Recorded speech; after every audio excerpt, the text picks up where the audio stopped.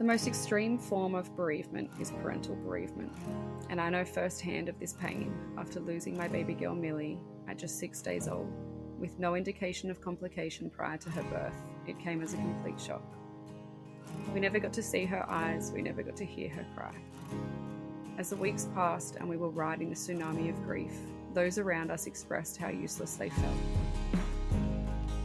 They too didn't know that we felt so useless. We didn't even know what we needed. But I knew at that point that I needed to speak out. From Milli's life and death, this podcast was birthed. Little Life, Big Loss. As a safe space to talk about baby loss, grief, trauma, heartache, and hope. A safe space for lost parents to share their stories of their real-life angels. A place for our nearest and dearest to learn about our journeys and to gain a deeper understanding in how to help those who are riding the tsunami of grief. Welcome to Little Life, Big Loss.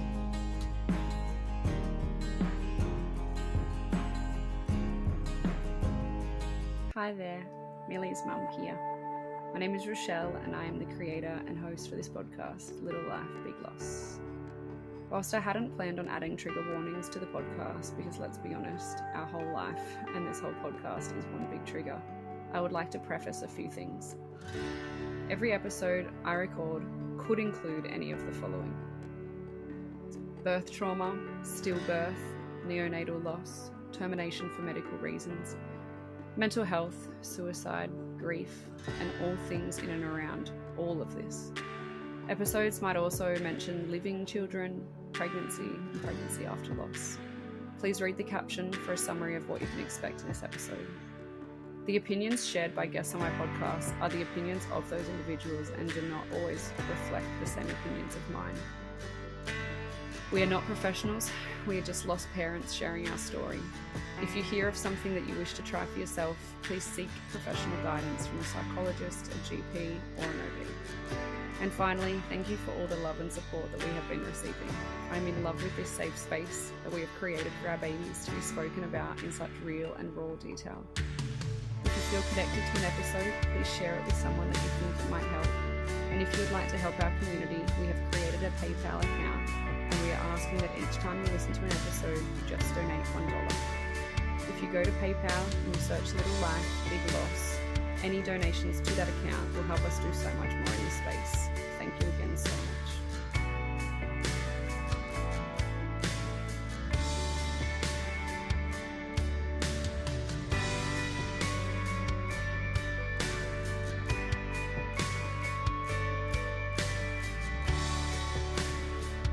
Good morning, good morning, good morning. Hello. Hi. We just had a nice little laugh before we got started, so that was nice. It's always good. Sometimes we're crying before it even starts, so a laugh is good. It's always good to laugh, yeah. It's always good. So this morning I have a beautiful mama joining us. We actually love how I met Steph, because Steph doesn't have social media. She's one of the very rare unicorns in the world that doesn't do socials. And did you do social media before, Sage, or did you just come off? Yeah, I was off it for quite some time before. So I'd like have 6 months where I'd be off of it, and then I'd briefly go back onto it, and then it would annoy me, and then I'd be like, okay, I'm back off it again. Yeah. And then sometimes I'd keep Snapchat, and then I'd be like, okay, I don't see the point in this. So I just literally moved all of it, and I just felt like I was, like I think I said that to you before anyway, I felt like I was taking my time away from Scarlett and the girls and things like that. The time that I could be having doing other things, so... That's fine. And I know that a lot of people, I'm just going to put my phone on airplane mode. Sometimes it mucks with the Wi-Fi. I know that like a lot of people, when they're trying to conceive or struggling to conceive, or of course when they lose a baby, they go off social media because of that reason. But I love also that you're off it because you want to spend intentional time with your girls that you already have. I have a girlfriend who's she's got an 11-week-old, and she just went off socials and she's just loving it. She's just like really intentional time with her 2 little ones. So yeah, I think it's important. Definitely. Yeah, so you found the podcast on Spotify and you emailed me, and then you were surprised that I emailed you back. Yes. You were like, I can't believe you emailed me back. I was surprised. I think I did it. I was just like, I'm just going to reach out at this point and just see what comes back. But yeah, I think at the time it was like my way of processing things and dealing with things was like trying to relate and connect with other people who'd been through it. And I think probably a lot of people are probably in the same boat as well. When they've been through it, it's like you can explain it to other people, but you know it's not really, they don't really fully understand it unless they've actually been through it. Yeah, that's right. So it was interesting when I came across yours because I'd listened to American podcasts or Canadian ones, and I was like, oh, I wonder if there's an Australian one. And then that's when I came across yours, and I was like, oh. And then we obviously found that there was like a connection there as well, where we'd actually, obviously with your cousin and things like that, being my neighbor, and it was just so bizarre and crazy. That was so strange. So yeah, you emailed, you said you're from Newcastle, then you're originally from the Central Coast, and then your neighbor is my third cousin. Yeah. That's crazy. That's so strange. But I love that, because what I loved is that you messaged me and you said that your partner was talking about Sage and your loss, and then your old neighbor was like, oh, we know a girl who's doing a podcast. And so I love that the men are talking about it as well, and that if they and people in general feel uncomfortable when they're talking about this space. And so they now have something to be like, oh, you should listen to this podcast, or let your wife know about this, or whatever it might be. And so I think that's really, really cool as well. Yeah. No, I've even said to a couple of, my colleagues and stuff like that, and mentioned about the podcast, and they're like, oh, what is it? Like, even though they've not gone through it, they're like, I'll have a listen to it. And in some aspects, that's good, because it's like you want other people to be aware, not just those who have been through it, but for them to kind of have a better understanding, I think, on, like, I guess, how we deal with things and the things that we would like to hear from other people and things like that. So I think so too. And yeah, I know that a lot of people are listening that haven't experienced it yet, to understand what we go through. I know that a lot of your friends will listen to this episode to understand you a little bit better and to hear your story.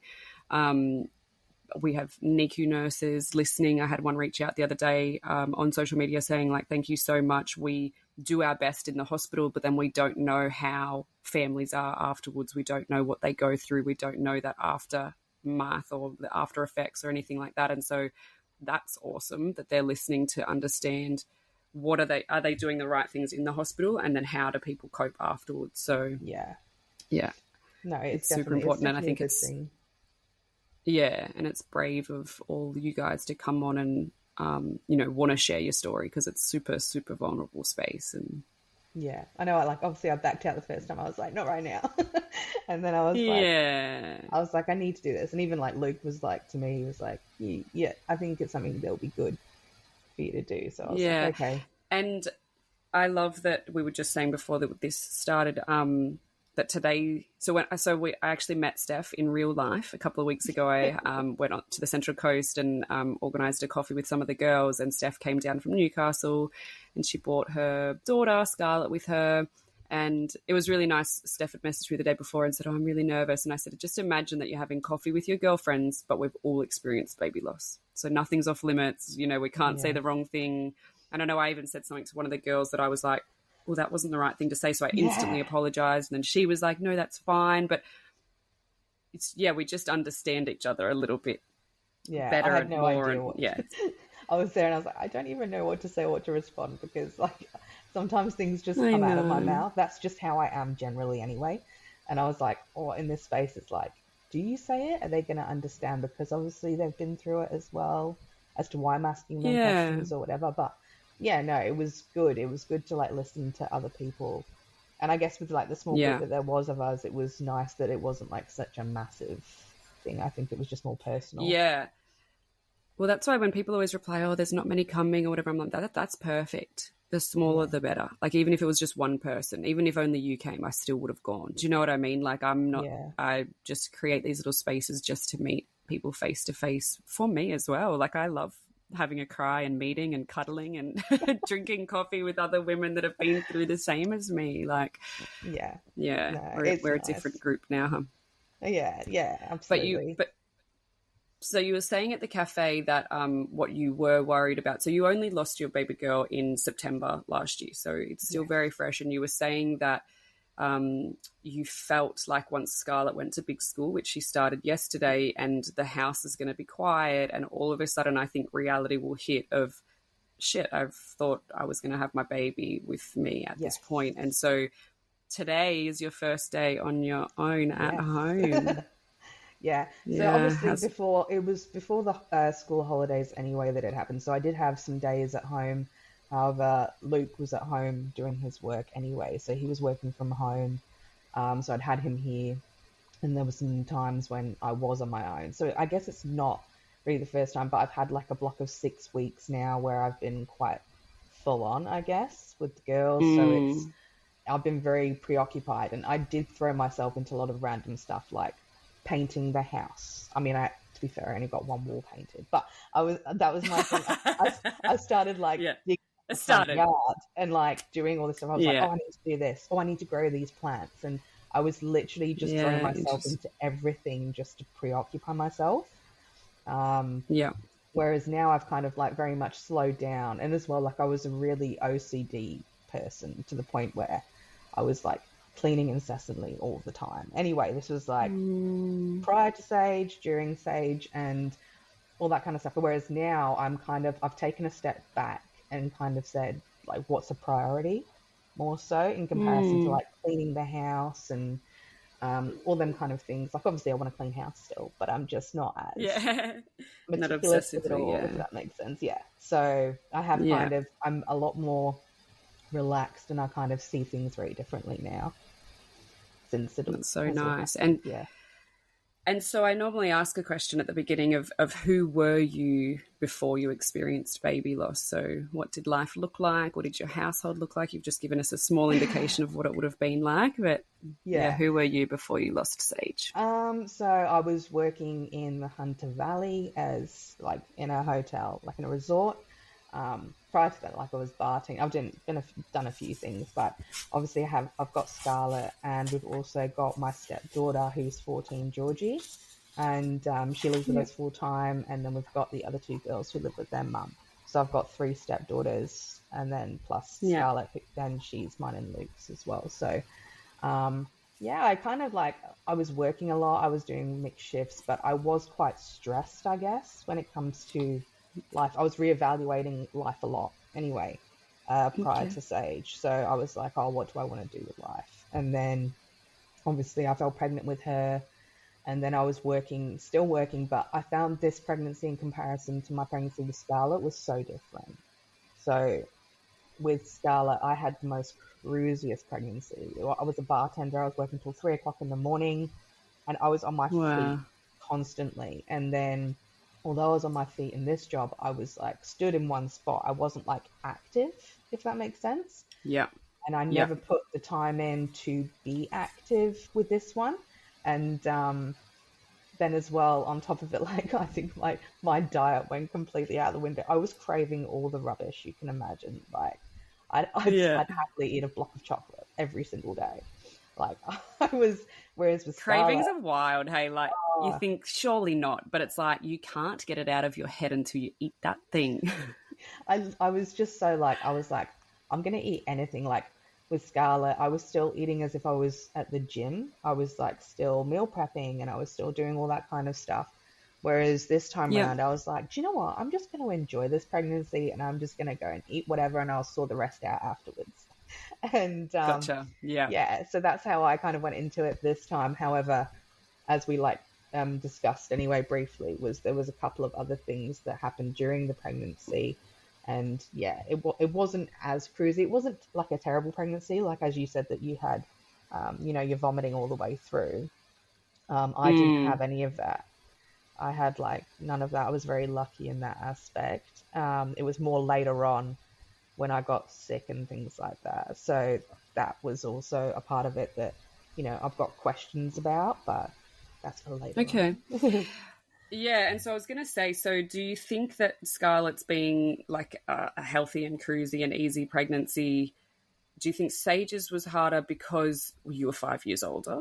Or because you have a child? Like I always feel like, a second or third pregnancy when you've got other kids at home is harder, being older might be harder, or do you just think, like, why do you think, or do you think something was wrong? I honestly don't know, hey, like, as I say, like the pregnancy was pretty pretty normal. Like, I was heavier. I felt heavier. Like, people were asking me if I was pregnant with twins. Like, I was like, no, I'm not pregnant with twins, but I am on the larger side. And then I'd have some people be like, but it's all belly. Although I feel like it was everywhere, whereas in comparison to Scarlett, I was literally all belly, nothing else. There was no way anywhere else. And like I said, I was very active in my previous. You were more active, yeah. And I think that affects it this time round, from my own personal opinion and experience with my previous pregnancy, with me not moving around so much. Like, it took a bigger toll on my body because I wasn't keeping so active, maybe. And then, because I can't say it was my job role, I was still in a face-to-face role and all that kind of stuff. It could have been age as well, obviously, with me being 5 years older.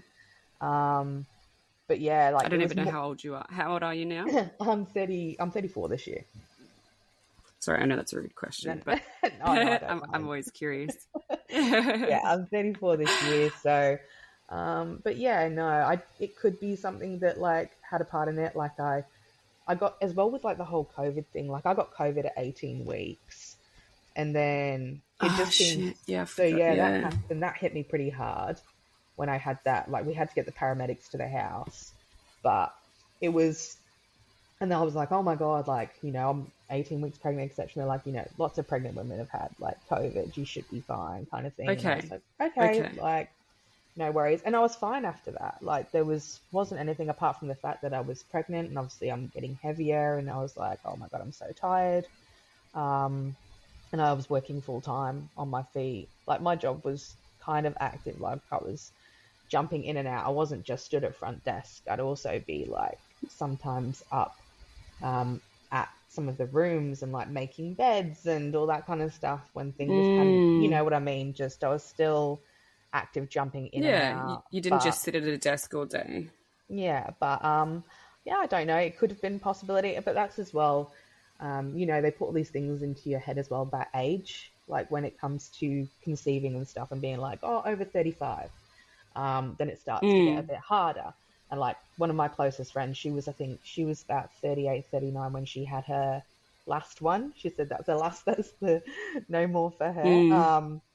But I've, you know, and some of them have had like, you know, beautiful pregnancies. So on that sort of things, so I do think it just depends on the person and everything. And no one knows like what's going to happen, as we all like kind of know now as well. I know. Yeah. I mean, my pregnancy with Milli was awful in terms of, you know, I was so heavy, like as in, like I look back now, hindsight's a beautiful thing. My belly was so heavy, but she wasn't moving. So I feel like she was just this big, heavy lump inside of me. And I had really bad groin pain and I was vomiting and I had all of the things. And I feel like, so I just turned 38 yesterday. I do worry about what my thing. I do. It was a fucking awful day. I hated it. Aww. It was so sad. Yeah, I really struggled. You know what? The lead up to I'm realizing the lead up to an event is way harder than the actual event. So Christmas Day was actually not so bad, but leading up to Christmas was awful. Leading up to my birthday, I've been very angry. And then yesterday wasn't so bad, but it wasn't so bad in the morning. And then by the afternoon, I was just like, no. And I just slept on the couch like I got home from lunch and just went to sleep, didn't want to talk to anyone, didn't want to see anyone. And I slept till 8 o'clock this morning. And it's just a roller coaster of emotions. Hey, it's just a lot. And you don't know what event it's going to be that will be the trigger either. It's like it can be anything. I wasn't expecting, like, I expected Christmas to be hard. New Year's Eve was quite hard. Like the fireworks went off and I just like burst into tears. I don't know if it was like the end of a year that was like, well, what the fuck was that year that just happened? It was supposed to be like a completely different year that you like wanted. Totally. Or you were looking at, and then it's completely flipped upside down. Yeah. And then it's like, how do you start a new year thinking, oh, this year's going to be amazing, when you just don't know how it's going to be? Yeah. And that's how everyone as well sees it, isn't it? It's like new year, new beginnings. But, you know, as much as we can say that, you just don't know what's going to happen. There's always going to be something that happens as well in the years, and you just don't know what life's going to decide to throw at you. You never expect it to be this traumatic though, do you? No, like, exactly. Fuck. Yeah. And so let's talk about your pregnancy. So was it easy, or like how did you guys conceive it?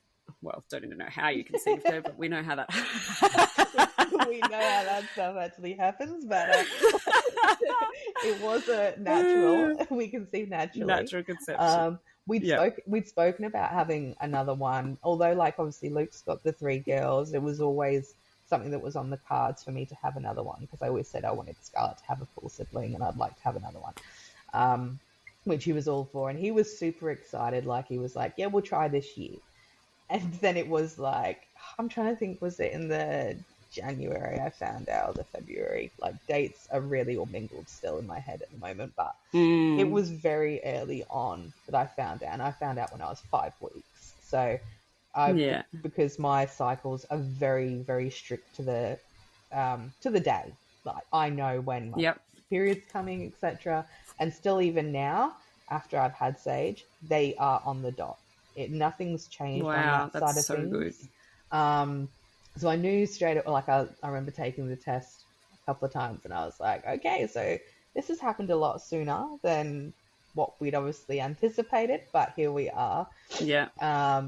And I still remember, obviously, we kept it obviously from the girls until it was like the 12-week mark, and making sure that everything was good, because everything was all good. And and then once you were past the safe zone, as they call the safe zone, you know, but yeah, and everyone was obviously super. It was funny when I still remember telling Scarlett, we've got the video of telling her, and she was still so confused by it. We're like, we're telling you you're going to be a big sister, and she was like, we're just like, okay, do you understand? No. Oh, okay, don't worry about it. We're just laughing because she was so excited. She kept on saying she wanted to be a big sister, and we showed her the photo, and I just don't think she understood what the scan photo was, because it doesn't obviously look like a baby as such. Bit of a blob. Yeah, exactly.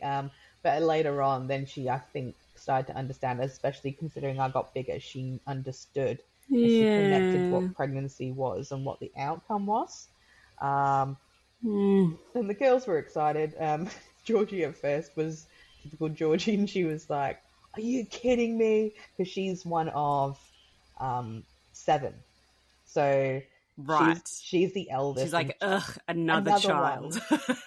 But it was so funny when like we took the video and everything. She was just like, oh my God, another one.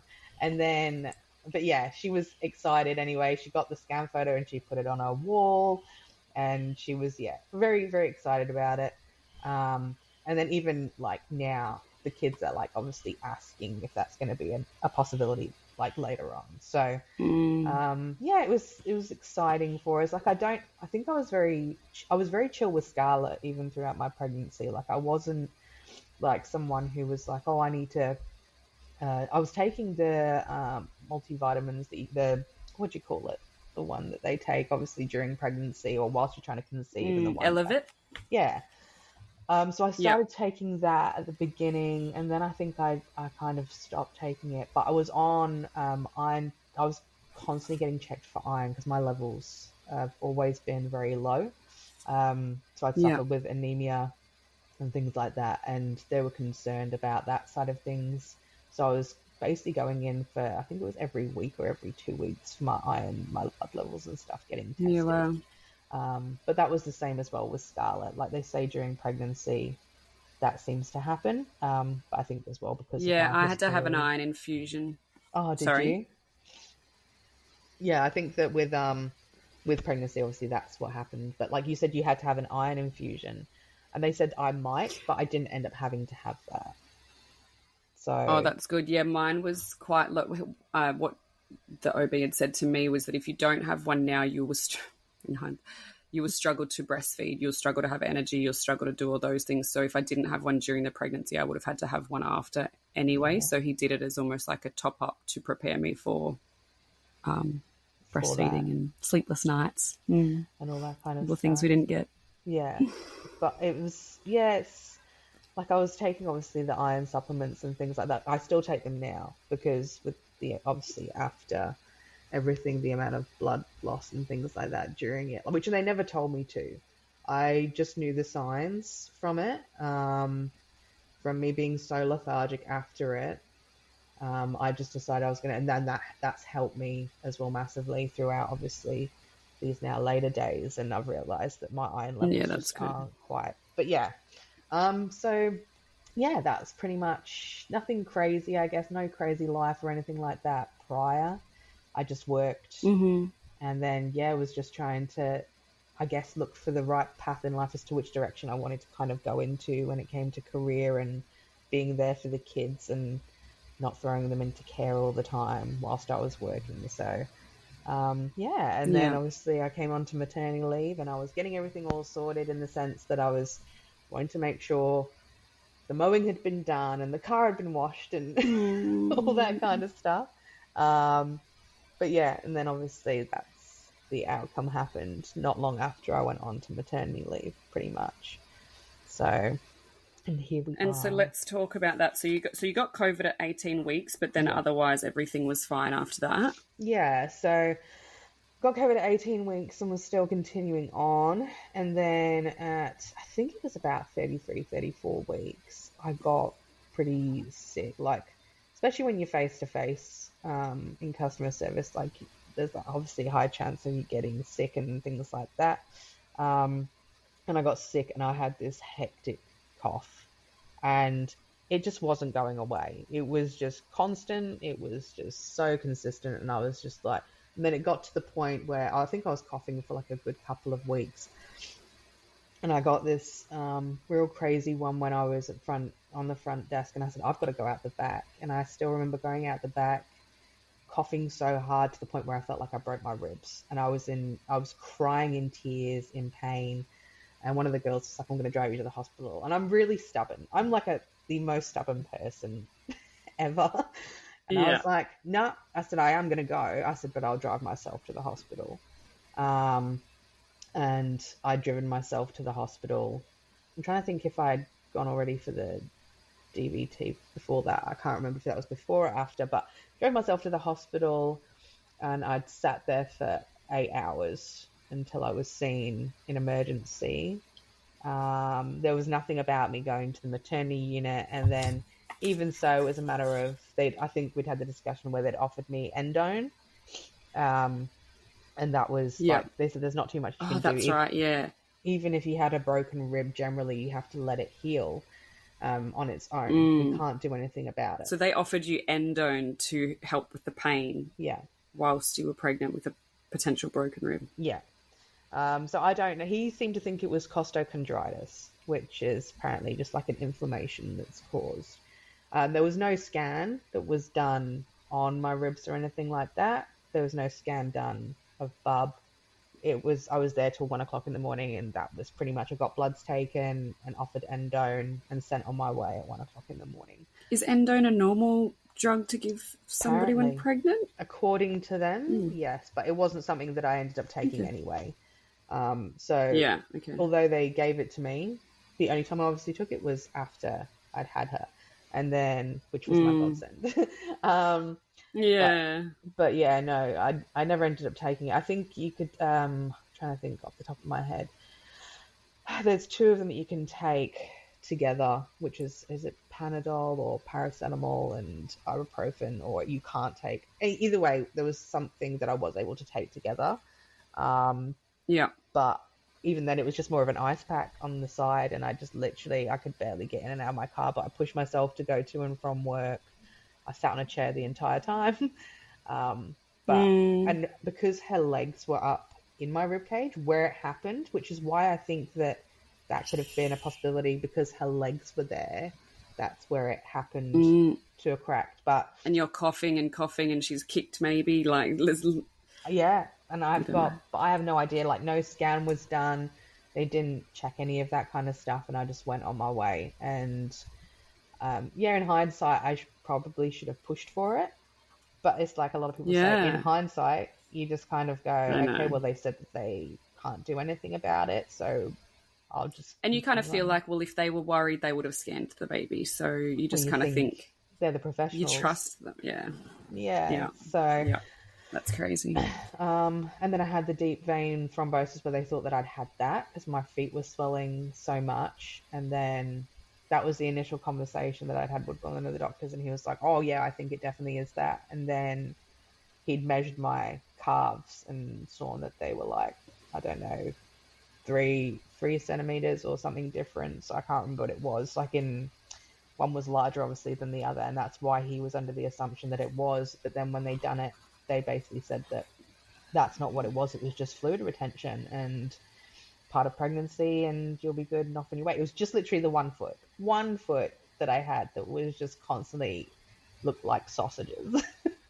And what's your gut feel about that now? What's that mean in the scheme of things? I don't know. Like, you know, when you've had it when you've been to the emergency department as well twice, and I was again sat there for practically 8 hours each time. And I don't know if it was you that I spoke to. I've spoken to a couple of people where it's like, you know, they speak about reduced movements so much, and about how with reduced movements, you know, come in. Like, if you've got the slightest thing, we'll come in and we'll get you sorted. And I had one of my friends, she was only like, we were like a week apart, and she'd gone in for reduced movements, and they like held her for like an hour and said she had to be there for monitoring, and they had to monitor her. And they're so vigilant with that side of things. I just find it bizarre that they'd still, any issue that a pregnant woman has, that they'd let them sit there in an emergency department for that length of time instead of going, okay, send her straight to there. Obviously she's pregnant, then they can do all the tests that's required and make sure that everything is okay, not just put them in the same category with the public where it's, you know, other things. I'm very on the fence about how they went around things. And then it wasn't until I think I got the phone call from the midwife. It was the day before I went in to the hospital. I got the phone call from the midwife being like, oh, how's everything going? You know, the usual chat kind of thing. And I was like, oh, I think everything's okay. I said, I haven't really felt it, but like, you know, I've been quite busy. I've been pretty doing things and I'm very occupied. So for me, it wasn't a necessity for me to, like, you know, go in. I didn't want to as well go in just for the sake of going in. Because with Scarlett, I never monitored anything. I was so lucky in hindsight to think that the fact that I was just constantly on the go, had her and all that kind of stuff. And then this time I didn't monitor, which a lot of people will probably be able to say the same when they've also got other kids. Like, you just kind of carry on. And you wouldn't think anything is going to go wrong. So you just think, well, I've had a baby before. I'm going to have another one, and away we go. Exactly. And then, but when I've listened to your podcast, it's really, I say funny, it's not funny, but a lot of the girls say it's that last kick. And that last kick happened whilst I was on the phone to the midwife. And I said to the midwife, oh, no, that's it. I've just felt the kick. So everything must be good. But I said the reason why I was actually on the phone to her was because, that was it. The reason I was on the phone to her was because I was having period pains. So I was feeling the pains in my stomach. And I was like, is this something I should be concerned about? Is it like Braxton Hicks? Blah, blah, blah, blah, blah. And she goes, and yeah, how's it feeling? I was like, it just feels like I'm getting my period. I was like, I said, it's not intense or anything. I said, but I'm just getting like the period pains. She was like, oh, just keep an eye on them and then come in, like, you know, if you feel. And I was like, okay. And I was fine. Like, I didn't feel like it was getting intense. And then it wasn't until the next morning where it was absolutely, I woke up and I was like, oh my God, like, this is pain. Felt nothing throughout the night. It was that morning and I woke up and I was like, oh, I think it's happening. So we're obviously all so excited about it. I'm probably jumping as I'm talking about this, but yeah. So, and then we obviously went in. Because you were 38 weeks? Yes. Yeah, I was 38 weeks. So you were 38 weeks and so you just thought you were going into labour? Yeah, pretty much. But the thing was, like, I didn't have them signs with Scarlett because I was induced. So I never got the feeling of going into labour. I was induced in the hospital at John Hunter with her. I was monitored. And even when I thought my waters had broke with Scarlett, they were concerned because it wasn't my waters. I was bleeding. So it was like, I've never had the sensation of being in labour even with my first pregnancy. And yeah, so then obviously I was planned with Scarlett to have a natural birth. However, it didn't happen. And again, there was the situation where I'd been trying to have her naturally for hours And then they realized that her head was on a tilt and she wasn't coming out naturally. And yeah, having an emergency Caesar with her as well. So, but yeah, it was very intense with Sage when I went in. It's all, for me, I see things differently in comparison to how Luke remembers it when we went in. But yeah, it was pretty crazy because as well, Scarlett was with us. So I had to get my friend to pick her up to take her home whilst we went through all of it, everything, I guess. And so you took her in because you thought you were in labour. It was... Yeah. So let's talk through it. So yeah, so you arrived at the hospital. So we arrived at the hospital, obviously. I remember as firstly going through to, we hadn't had breakfast or anything. And I was like, I am so hungry. I need to go and get something to eat. So we went through to the Hungry Jack's drive-through and the contractions were getting so intense. And I was like, oh my God. I was like, can they just hurry up with my food and get us to the freaking hospital? I need to get there. They were coming on like full throttle, like full on. It was like every minute or two. It wasn't going to be far out. Oh my God. So that happened. And then I remember getting to the hospital, went to birthing unit, and they're like, oh, no. I was like, I've just already called you guys. I'm coming in, like, etc. Okay, we'll go and get you in. And I remember being in there, and we were talking about it, like, oh, it's all happening, la-di-da. But you see, oh, I've skipped something. So that morning as well, when I was having the contractions, because I was like, oh, I've not had a bloody show, like I've not had. And then the show happened that they all talk about, but I've never experienced. So I had the show, and I was like, this must be the show, so this must be happening. And then obviously we went to the hospital. Oh, sorry, carry on. What is that normally? So it's like no, that's all right. No. Because I've never been in labour either. It's, did you say blood? Or because it's a mucus plug or something? Yeah. Yes. Explain it to me. So I'm not too, like, because they don't really talk about it. They just say you might get a bit of a show, like a brownie. You know, like when you first get your period and it's like that brownie kind of colour, but it's mucusy, and sometimes you can get like a little bit of blood, I think, in it. So I'd had that. So I was like, oh, this must be the show that they're talking about. Wow. Sometimes you can get a bloody show. And I was like, oh, okay. And I'd mentioned that to them as well on the phone before I went to them. I was like, so I think I've had that show. And so they're like, yep, come in. We're ready, blah, blah, blah. So I went in. I remember this older midwife being like, oh, how exciting, da, da, da. And she's got the Doppler, whatever it is, and she's got it on my belly, and Scarlett and Lucas sat in there and obviously doing it. And she's like, oh, where did you say Bub was? And I was like, apparently her legs are up here, blah, blah, blah. Oh, okay. Oh, I'm just having some issues here. And then she's like, I'm just going to go and see if I can go and get a doctor. And I was like, okay. And Luke immediately just goes, something's wrong. Something's wrong. Like, something is not right. And I said to him, look, everything might be fine. Like, I was being the positive one where I was going, everything might be fine. Like, there's no reason to go and get there could be something wrong with whatever she's doing. And then it was a while, and then she comes back with another doctor, and he's like, hey, and then they go and get the machine out. And for me, it was just kind of like, you know, I was just like, oh, these are all the things that they've got to go through, all the protocols and all that kind of stuff. I mean, Scarlett was there when they pretty much were trying to do everything, and Luke was like so stressed out. And he goes, I think we need to go and get like my best friend to go and pick her up. So I was like, okay, like we'll get her to come pick us whilst we like figure this out. And Luke seems to recall it being like a good maybe 40 to 50 minutes until they actually told us.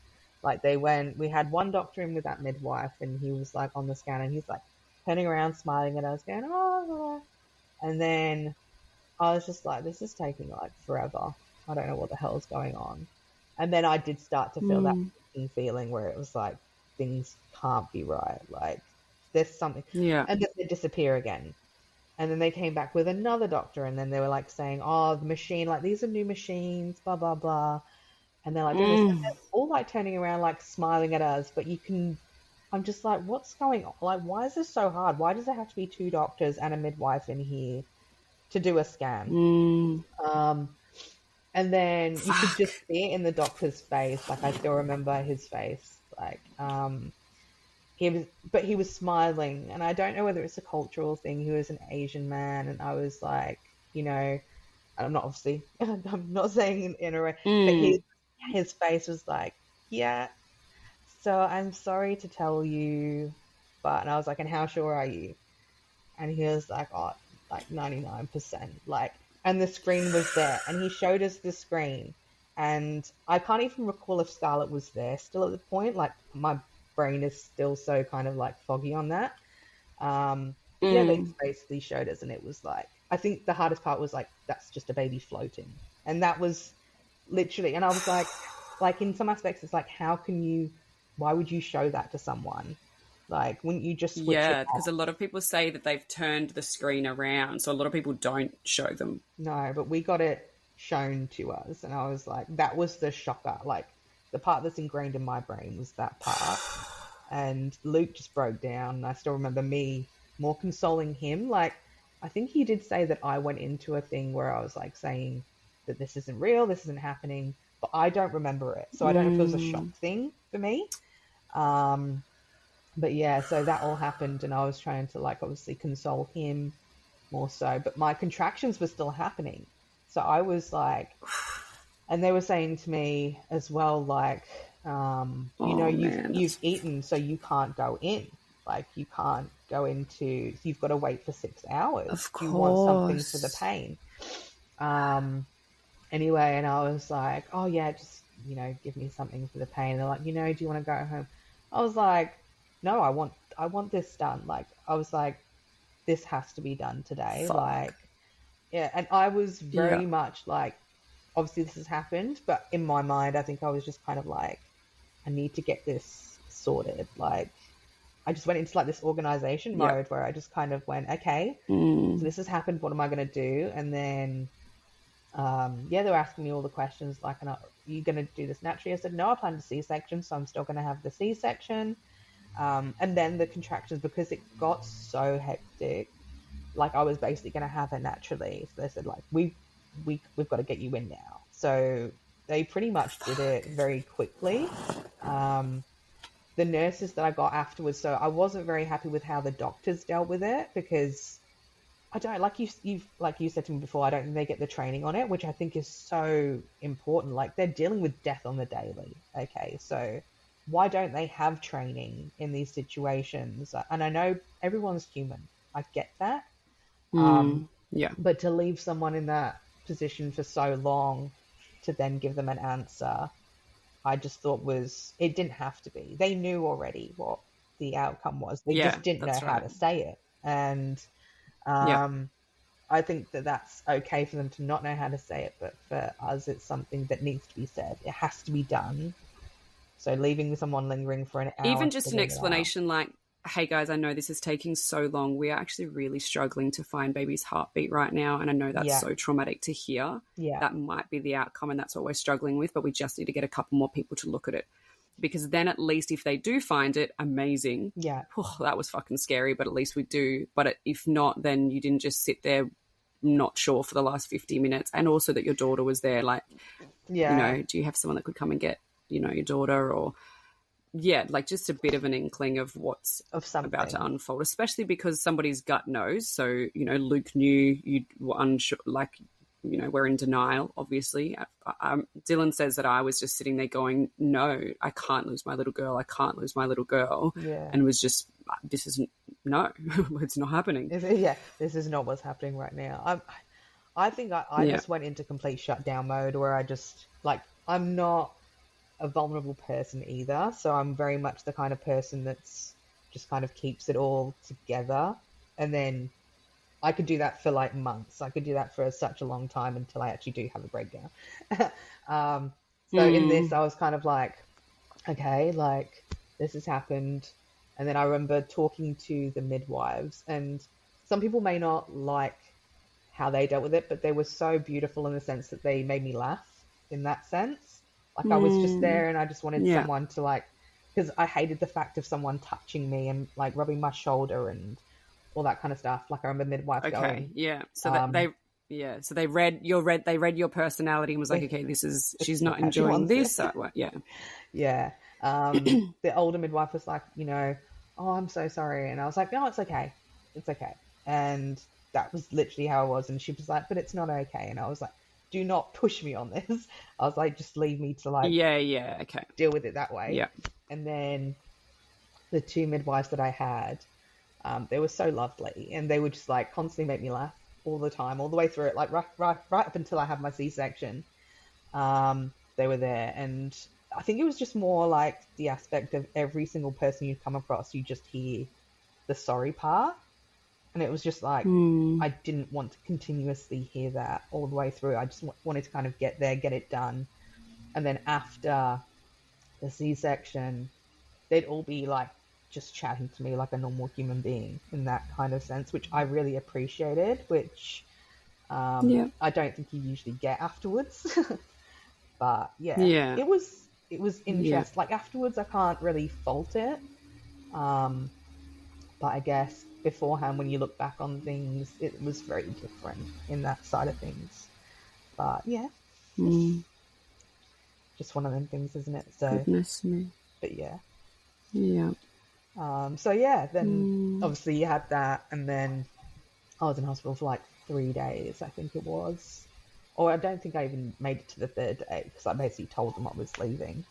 I think I had the first birthday night, because obviously Luke had to be at home with Scarlett, so it was me at the hospital. They moved me into another room, which was good. Like it was like this really nice spacious room where I had all my own, so I wasn't like hearing anything down the hall, like which a lot of people say happens anyway. That's so important. So I had that time, but I don't think I actually slept at all. You just kind of like in a different world altogether. And then I think was the second day the doctors are coming in, and they're giving you all the paperwork and wanting to talk to you about things, and I'm like, this is freaking day 2, like day 2, and they're just like pushing you for all the answers, like, do you want to do an autopsy, blah blah blah, all that kind of stuff. But what they did, like, I'm probably as well jumping again, but yeah, that's okay. They it's obviously perfect. found that my waters had broken. So my waters had broken, they just don't know when. And is it the meconium, which is baby's first poo, that had happened as well. So she was obviously okay, but they've said that they don't know when. Bear in mind, I'd been in for my scan a week prior, and I had my scan at 37 weeks, and I remember the lady saying to me that with her, that apparently she was just under average, but nothing to be concerned about. So they said she was just a little bit under average, but nothing to be concerned about. And I was like, okay. And obviously I had Scarlett with me in the room at the time and getting my scan done as we normally did. And but apart from that, everything's good. Oxygen levels are great, blah, blah, blah. I can't see anything wrong here. And then obviously this happens at 38 weeks. And I was like, I literally was in there like a week ago. And then I had no signs of the only thing that I can say was, because I was still coughing and I had my costochondritis still, was when I was coughing, I noticed that I'd be peeing. So I'd pee, like how pregnant women, and they said it. Oh my gosh, I so just forgot how much I wet myself because I was vomiting so much. I would vomit and wet myself constantly. Dylan's like, you are disgusting. I was like, I have no control. I'm either going to sit on the toilet or vomit in it, but either way, there's...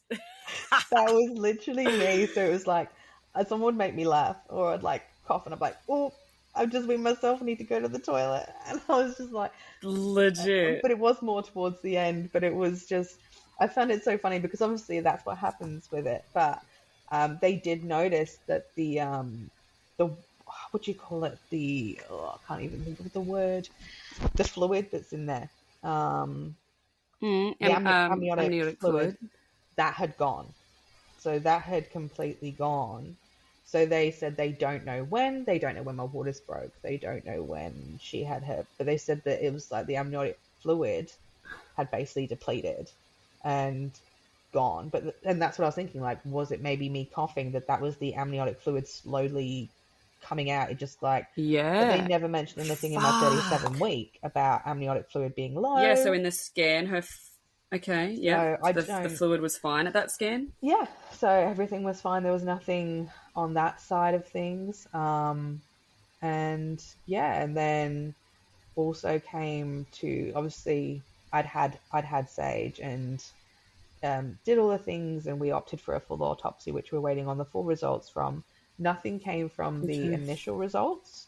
They basically said there was nothing that showed up to say a reason as to why everything had happened or occurred, which everyone said sometimes you don't get any answers as to why it's happened. But yeah, so we're still waiting on that. But obviously, I had my 6 week with the OB, who didn't even know that I was coming. Obviously, Really? had the appointment, but she was not aware of my situation. So I was sat in the waiting room for an hour at Maitland Hospital, around like all these newborn babies crying, pregnant women going to have their normal checkups as they usually do, because it was where I was going as well. And then I remember her calling me in and just chatting to me like normal, being like, oh, and I sit down at there, and I was so mad. I was just like breaking, like ready to break. And then she looked at the notes and she just turned to me and she was like, I'm so sorry. Like, the fact that you've been sat out there, I didn't even know your situation.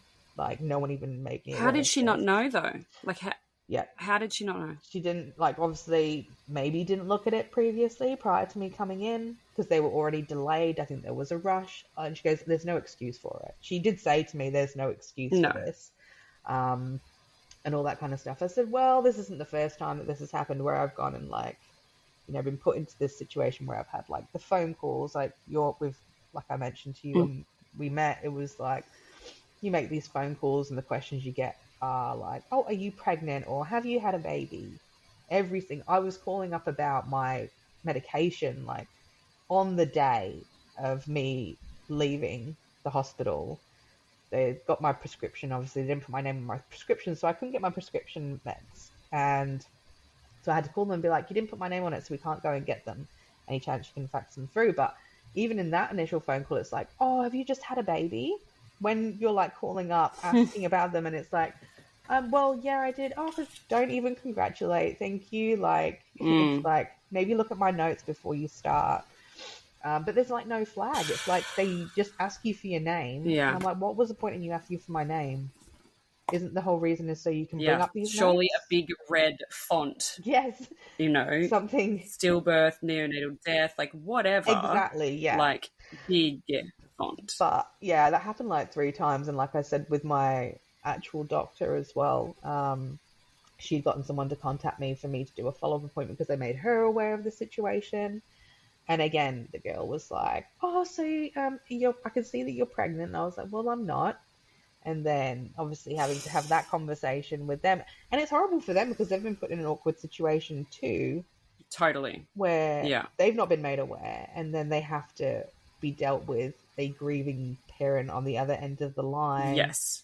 Then probably being quite snappy towards them and unintentionally and things like that. And yeah, it's just, the whole process is just such a mess, I think, on my personal opinion. But yeah. Yeah, so we had her, and then then obviously came home, and I just remember the weeks just going into months and all that kind of stuff, as it does. And so did you choose to have time with her? Like, so you had the planned cesarean, you knew she'd passed before you had the cesarean. Did you hold her? Did you spend time with her? What did you I didn't think I would. Like, I didn't, at first I was like, you know, I've heard of a couple of things and I've seen the photos, and for me, I found them quite confronting, I guess, photos of others. Absolutely. In the past, when prior to obviously it happening, I'm kind of like, oh, I don't know how I'd be. Like, I don't think I could obviously ever do that. And then when it came to it, like, they were so lovely, and they were like, you know, do you want to see her?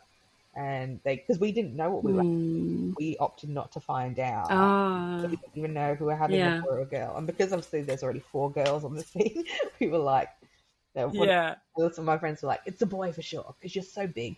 And I was like, Yeah. okay, Yeah. maybe who knows? I was like, Yeah. and then they Yeah. told us that it was a girl. I was like, of course it was a girl. And then Yeah. yeah, and then obviously I was on my own, and I just decided that it was like my time, I think, for my own way to process things. I had to see her, and it helped me massively Yeah. to see her. Like, Yeah. it wasn't like I spent days with her or I had her sleeping next to me, but I did have my moments. But at the same time, I didn't know if that, like, although they gave it to me as an option, I think at the time I was like, oh, I'll have these moments, and then, but I didn't want to get too attached, if that makes sense. That sounds so awful, but I didn't want it to be that I was in that situation because I was like, you know, I can't change the situation. She's not coming home. So I just kind of went, okay, Yeah. I'll have a few minutes here and there. So I think I'd like spend maybe 10, 15 minutes, and then I'd call them. You know, they'll take her and they'll be like, oh, you know, and they'll bring her back whenever I wanted to and things like that, which was nice. Oh. Yeah. So we did all that. But, gosh, that's lovely. yeah, but I think, and then I got all my like own personal photos. So I know a lot of people do the heartfelt things, but I don't even think I'd even thought about doing that at the time. I just wanted my own personal photos, and then yeah. Did they offer the heartfelt to you, or you don't remember? I think they did at one point. But yeah, like they offered it, but I think we're like, yeah, no, that's just, for us, we were kind of like, it's a bit bizarre at the time. And then totally, it's you know, yeah, absolutely. Like, we don't. No one fucking prepares. I don't know, like. No one prepares us for this. No. You know, like we're not told, hey, if your baby dies, these are the things that you can do. Yeah. Like no one talks about it. And so then, of course, in that time when your baby dies, you don't think to hold them and spend time with them. And you might for 5 or 10 minutes. But, you know, like I totally wish I spent more time with Milli after she died. Like biggest regret. Yeah. But in that moment, I was like, get me the fuck out of this hospital. Like you know, it's like, what the fuck has just happened? And then you look back and you think, oh my gosh, I wish I just never left. Yeah. But like you said, like you know, not that you don't want to get attached, but it's so fucking scary. It's like, you just, and you want to be home with your child, but you don't have that choice. Yeah. And I still remember, it was kind of funny. Like I remember when, because we got her cremated, so, and I still remember going to pick up the urn, and I remember saying to Luke, because Luke was like, oh, do you want to go out for lunch? And I was like, well, I can't leave her at home. She's going to be at home on her own. And I was like, and then I still remember saying to Luke, I was like, that sounds so crazy. I can't believe I just said that. And Luke's just like laughing. And we had this whole like ha-ha moment where I was just kind of like, I was like, and I know that sounds so bizarre. And I was like, I can't leave her at home. So, yeah. But that was, I think, the feeling that I felt as well, because we didn't have like a ceremony as such for her. Because I always said that I wanted to do something a bit more personal, where I was like, you know, maybe go to the beach and do something just me and him. Like, we didn't want the kids, I guess, to be around all the sadness, if that makes sense. So we kind of wanted to keep it between us to do it. Obviously, we don't really have family as such here, so we were just going to like do it ourselves and go and do that. But so when we did it, like, we've got a friend that's a mortician as well, so she was like, oh wow, yeah, so she was giving us all the advice on like what we can and can't do, and if we wanted her to go and pick her up, she's got someone that she can obviously assist with that side of things. But no, we ended up obviously, the people who we got Pettigrew to do it, and they were great. They were so lovely on how they did everything, and you know, but I said to Luke, I was like, shouldn't we be there like with her when she gets transferred, obviously, from there to the services? And I kept on having to remind myself as well, in some sense. I was like, but like, as much as that's her, this is going to sound so deep, as much as that's her body, that's not her in there anymore. So I was like, I just kept on reminding myself that, and that was my way of, like, when it got to that point, for us to be able to go, okay, like, we need to just go through the process, and we'll pick up her ashes, and then we will do our own little ceremony ourselves, which we're still like figuring out yet as to what we're doing. Like, we've bought some necklaces where we can obviously put the ashes into. Oh, beautiful. Yeah. So we're looking at doing that. But obviously with her being so small, I as well don't want, part of me wants to keep them here. Like, I wanted to like put them into the ocean and things like that. And I'm like, oh, but do I want to get rid of them? I feel like I'm getting rid of them. Dylan, yeah. I think the natural thing that most people do is, oh, we'll scatter the ashes. And Dylan talks about scattering her ashes up at Burley Hill, which is where we got engaged. And I was like, at first I said yes. And then like a couple of weeks ago, I said, I don't want to scatter her ashes. Yeah. Like, I just not. And like, I got him a ring made, and I've obviously put some in. Oh, you wouldn't even know because you don't have social media. Yeah. I put some of her ashes in the ink that are in my tattoo. That's so, yeah, so I saw your tattoo, didn't I? Oh, I didn't realize you got that one done. Yeah, so that's so cool. I've got the little handprints there, and that's got ashes in it. So my friend flew up to the Gold Coast to do it for us because she's amazing. And then I drove down there to the Central Coast. But yeah, we got her ashes put in the ink, and then so that her ashes are in my skin. That's really cool. Which I freaking love. I've heard of that, and I've been thinking about getting a tattoo. Like, I have no tattoos. Like, I had piercings. Like, I took all my. Oh yeah. So that was another part of my grieving process, was I had dreadlocks. So I had a full head of dreads that were like down to my bum, and I got them all out. I literally sat there for days just like pulling out all my dreadlocks, and wow. I took all my piercings out. So I had my labret done, I had my nose done, and I had like, I just took everything out. I just went back to basically basics. And how interesting. Yeah, it was just kind of my way. So I remember just sitting there with my laptop, and I think I was listening to your podcast actually at the time. I just sat there listening to it, just I love that, taking out like with this crochet needle, just like going hard on like 43 dreads I had in my hair. I feel like that would have been super cleansing. It was, because I got my first set of dreadlocks like 6 months after Scarlett was born. Had them for 2.5 years and took them out, and then I literally had the dreads in. I got them put in 2 months before I fell pregnant with Sage, and then I had them in, and I found them like, because they were so heavy as well on my head. So that plus the pregnancy, and I was like, oh my god, these dreads are killing me at the moment. And and afterwards I was like, no, I'm getting rid of them. I was like, don't want them, and I was like, started just getting into them and just getting them out. So I got rid of all of them. That was also a big part of my process. I think I just spent a lot of time outside in the sun. Yeah. And I just needed like a lot of alone time. I got Reiki done. I don't know which you've... Oh, yeah? Yeah, so I had this really beautiful woman up here, and she was so lovely. She offered me another session for free if I wanted it, which I haven't taken it. Like, at this point, I haven't felt like I really needed it at this point, but it was a very... People are so kind, hey? Yeah. It was an interesting session, though. Like, I got a massage and got the Reiki.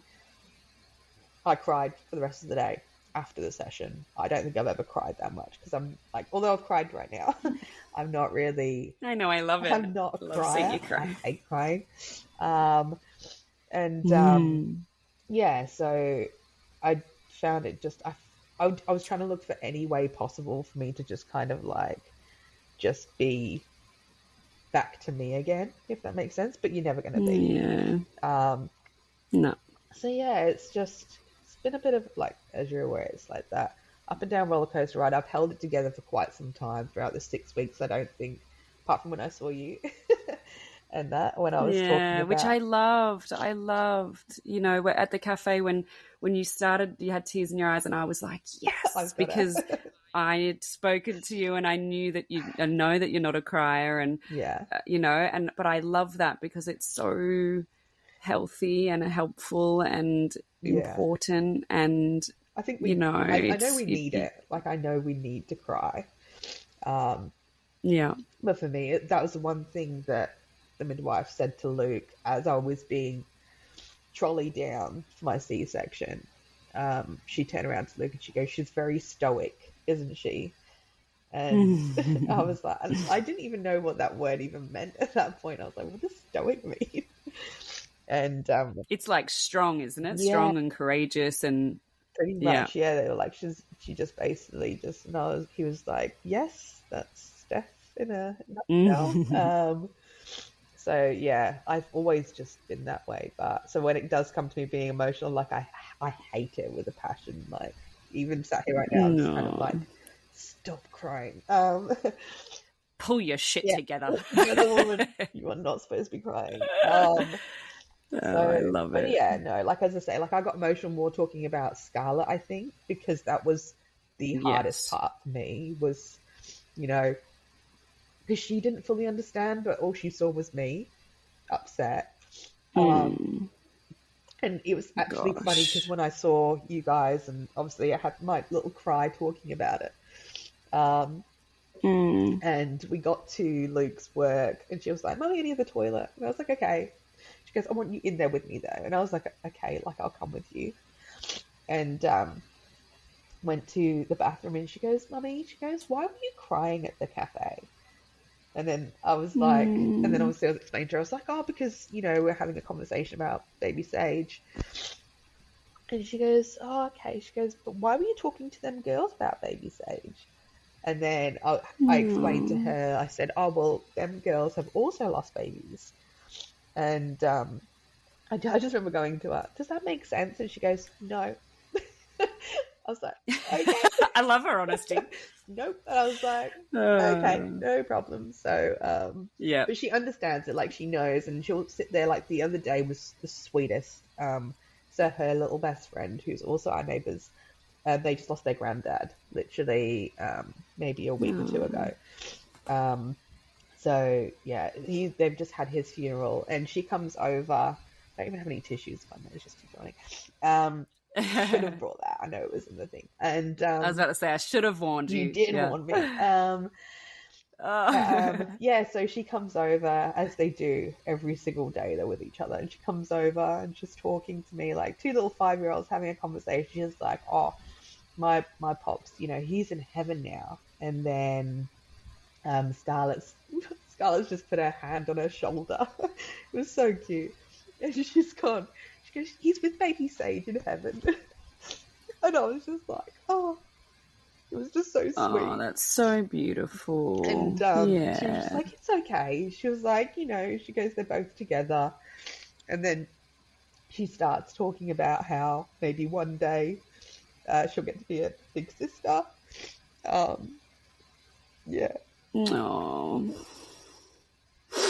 she gets it. She does get it, like, because I've had the conversation with her about, maybe another day, there might be another time, and she's just like, she was just always so sad about the fact, like, she's not sad because she says she's not sad because she's still, I think, comprehending it, but she said, she's like, she goes, how was it? She said to her, she goes, "I'm still a big sister. I just don't get to do big sister things." And then, and then she was just like, "But maybe one day I'll get to." And I was just like, oh. But I think that's the hardest part because she was looking forward to it so much. And she's just like, you guys probably saw when she was at the cafe, like with little, was it Bodhi? Yeah. Bodhi, yeah. And how she's just very gentle when it comes to young kids, and she's always so like loving. And I was just like, oh, maybe another time, but just not right now.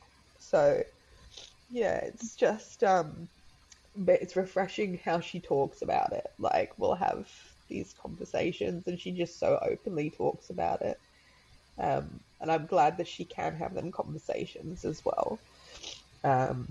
Yeah, and that's a credit to you guys, because that's however the conversations have gone with you to her, is she's only learning from you. So that is a credit to you guys. It is sometimes. I think though the hardest part is like we were camping like the other week and we're there in the toilet block, and obviously you have other people coming in. And she said something about her, and she was like, but she's dead. And I was like, yes, yes. And you can't really sit there and deny it. Like, you can't sit there and say, oh, say it another No, that's way, right. because she's being honest, and that's just how she's processing it. And I had my neighbor stood there at the same time, but she had like this smile on her face as if to say, don't you just love how blunt kids can be? And you just kind of go, Yeah. my response was, do you know what? You're just a little pain in my butt. That was all I said to her. It was just, I was like, I don't even know what else to say to that, because I can't even say anything. I was like, now get yourself showered. Let's go and get you showered and let's get you back to camp. But yeah, no, it was just, God, I really am snotting everywhere now. Do you want to grab a tissue? I might have to, but my toilet's a little bit further away. I have a roll of toilet paper next to me because I've run out of tissues. So. I should have done like looking around for something. Use your shirt or something. I know, sleeve. it sounds gross. Anything's appropriate. But yes, anyway, I don't even know where we got to because I'm completely on a ramble at the moment. No, I love it. I did want to ask, does Scarlett remember being in the hospital? Does she remember them scanning the screen? Does she remember any of that? Not that I'm aware of. She's never mentioned anything like that. She only recalls, so my best friend, her name's Ty, and she was like, all she remembers is, do you remember when you were in hospital, Mummy, and Auntie Ty came and we did this together and we did that. So she... Oh, that's good. Yeah, because she came over and looked after her and did so many of these things with her. I think that it was nice for her. And then it was harder for Scarlett, like with the whole hospital situation, with me being in hospital. Like, she wanted to stay with me and sleep with me in bed, and or she wanted me to come home. But even when I did come home, like, I wasn't mum at that point, if that makes sense. Like, as much as I wanted to be, I like physically, obviously you have a C-section, so you're, for one, recovering from that. I was up and moving around, but I just wanted to be bound to the bed. Like, I didn't feel, what's the word? I didn't feel present, like, or here. Like, it just didn't seem real. And, you know, when you've got like kids there and like Scarlett's coming, like she's always been very attached to me. Like, both me and her have been very close, and I felt like there was this massive wall now. And it was like that for quite a few, I say maybe a couple of weeks to maybe 4 weeks, where she would then go and see her older sister for things or go and see Dad. She wouldn't come, and because all she saw was me crying all the time. And I think that was my turning point for me, was being like, you know, I am very lucky to have a little girl already. So I was like, and I'm not going to ruin that relationship with her because of this, although like it's all part of the process, and I know that I wasn't going to jeopardize my relationship with her for my grieving. So I literally got up and I like put things to the side, and I just said to her, I was like, we're going to make cupcakes. So we made cupcakes and did all these different things, and I think that was how I kind of got myself more up and going. Like, I had that, you know. You had something to get you up and going. Exactly. In comparison to, obviously, like with me hearing your story and a lot of other, you know, women's stories where it's not the same in that. And that's why I will never, like I said to Luke, I said, there's so many other situations out there that, you know, I really feel for other people in comparison to myself. Like, I will never sit there and, you know, like, for example, with you and Mill, which, you know, it's like, you know, you had her in like, you had 3 days. Was it 3 days, wasn't it? Or more? 6 days, wasn't it? So you had them days, you know, I guess, with her in comparison. And I even said to him, like, for me, like, that would be so hard. Like, that would be harder in comparison to this. Like, so I it sounds terrible, but I've always been seeing it from a different perspective, where other people, or, you know, have been in situations where they've obviously had bump there and they've been expecting something else, and then, Yeah. you know, unfortunately it's gone into a different direction. And that's just how I think I've just continued on. Like, I'll have my days, obviously, where I'm like this, Yeah. where it's like, I'm going to be an Yeah. emotional wreck and I just want to be on my own and cry. But then I'm like, oh, now I've got to go and pick up the kids. So let's go and put your happy face on and go and crack on. Things still have to be done. Wow. So yeah, that's me. Yeah. It's, which is so crazy. Like, I can't even imagine having to get up and function for kids. But then I also see the benefit of it, that it does allow you something to give you purpose and get up for. Whereas I struggle to get up most days because I'm like, I've got nothing to get up exactly, for. And that's what I mean. And that's why I couldn't imagine being, you know, in them shoes. If it was like me with Scarlett, say for example, that happened with her, like I couldn't honestly ever imagine. But yeah, you just see, I've been seeing things in such a different light. It's funny how trauma has its way of kind of making you see things so differently sometimes as well. Like, I went down like this I meditated so hard for like days, weeks. I've literally went to the point where I was like meditating for an hour or two whilst the kids were at daycare, and I just literally lay on the floor Good for and you. do that. And I don't know, it was like I felt so much calmer after it. Like, and then during the school holidays, it all went out the window because I had the kids at home and I was just like constantly on the go. I started running though. So I was like, every morning I'm up at 5:30 and at least try and get out for a walk or a run. Go you. But I think I just see things so differently now. I'm like, I want to make the most out of life. Like, I don't want it to be that I'm it's just who I am. I think I'm just kind of that person where I'm like, okay, I need to do this. Like, even the thought of going back to work, like I go back to work in a couple of weeks and I'm like, part of me is just like, you know, when you have to see people that saw you previously, and some people may not be aware, so it's all them questions as well that's going to be and I do a lot. How can you email anybody to say like, hey, can you let everybody know, or like, do you plan on doing a pre-warning? Well, everyone at work does. However, with me being in a customer-based role and sometimes you get regulars, it's like we get some of the owners of like villas, for example, who knew me like on that level, and they may be aware. They may have already been made aware if they've asked the question about how I'm going. But if it's not come up in topic, and then they see you and they're like, oh, you're back, how's everything going? And then that's when it's like, because as well, you can have like not just one person there, you can have a lineup of people there. It's going to be a very confronting situation where someone will ask me that question and I'm going to be like, maybe come back when there's no one here and I can have a conversation with you about it. So I don't know really as to how I'm going to approach them conversations as of yet, instead of turning around to someone saying, this is it. And then for everyone else around to hear it and be like, that was awkward. That's, fuck, you know? I know. And it's so hard. And I put something on socials the other day saying, so I had a real estate agent come to our house during the week, and we bought our house off him 2 years ago. We see him at the dog park. My husband quotes a lot of real estate work for him. We do roofing. Poor assumption on my part. He was coming to the house to do an appraisal, and I assumed he knew because Milli died 7 months ago. Dylan has seen him a bunch of times since. They've spoken, whatever. I just assumed they would have had the conversation. So he comes to the house and he walks in and he sees that my beauty salon is now in the house, and he's like, what's this all about? And I said, oh, you know, I used to do the salon out in the cottage, but you know about our baby girl. And he was like, yeah, congratulations. Oh, God, yeah. And I went, no, Kev, she died.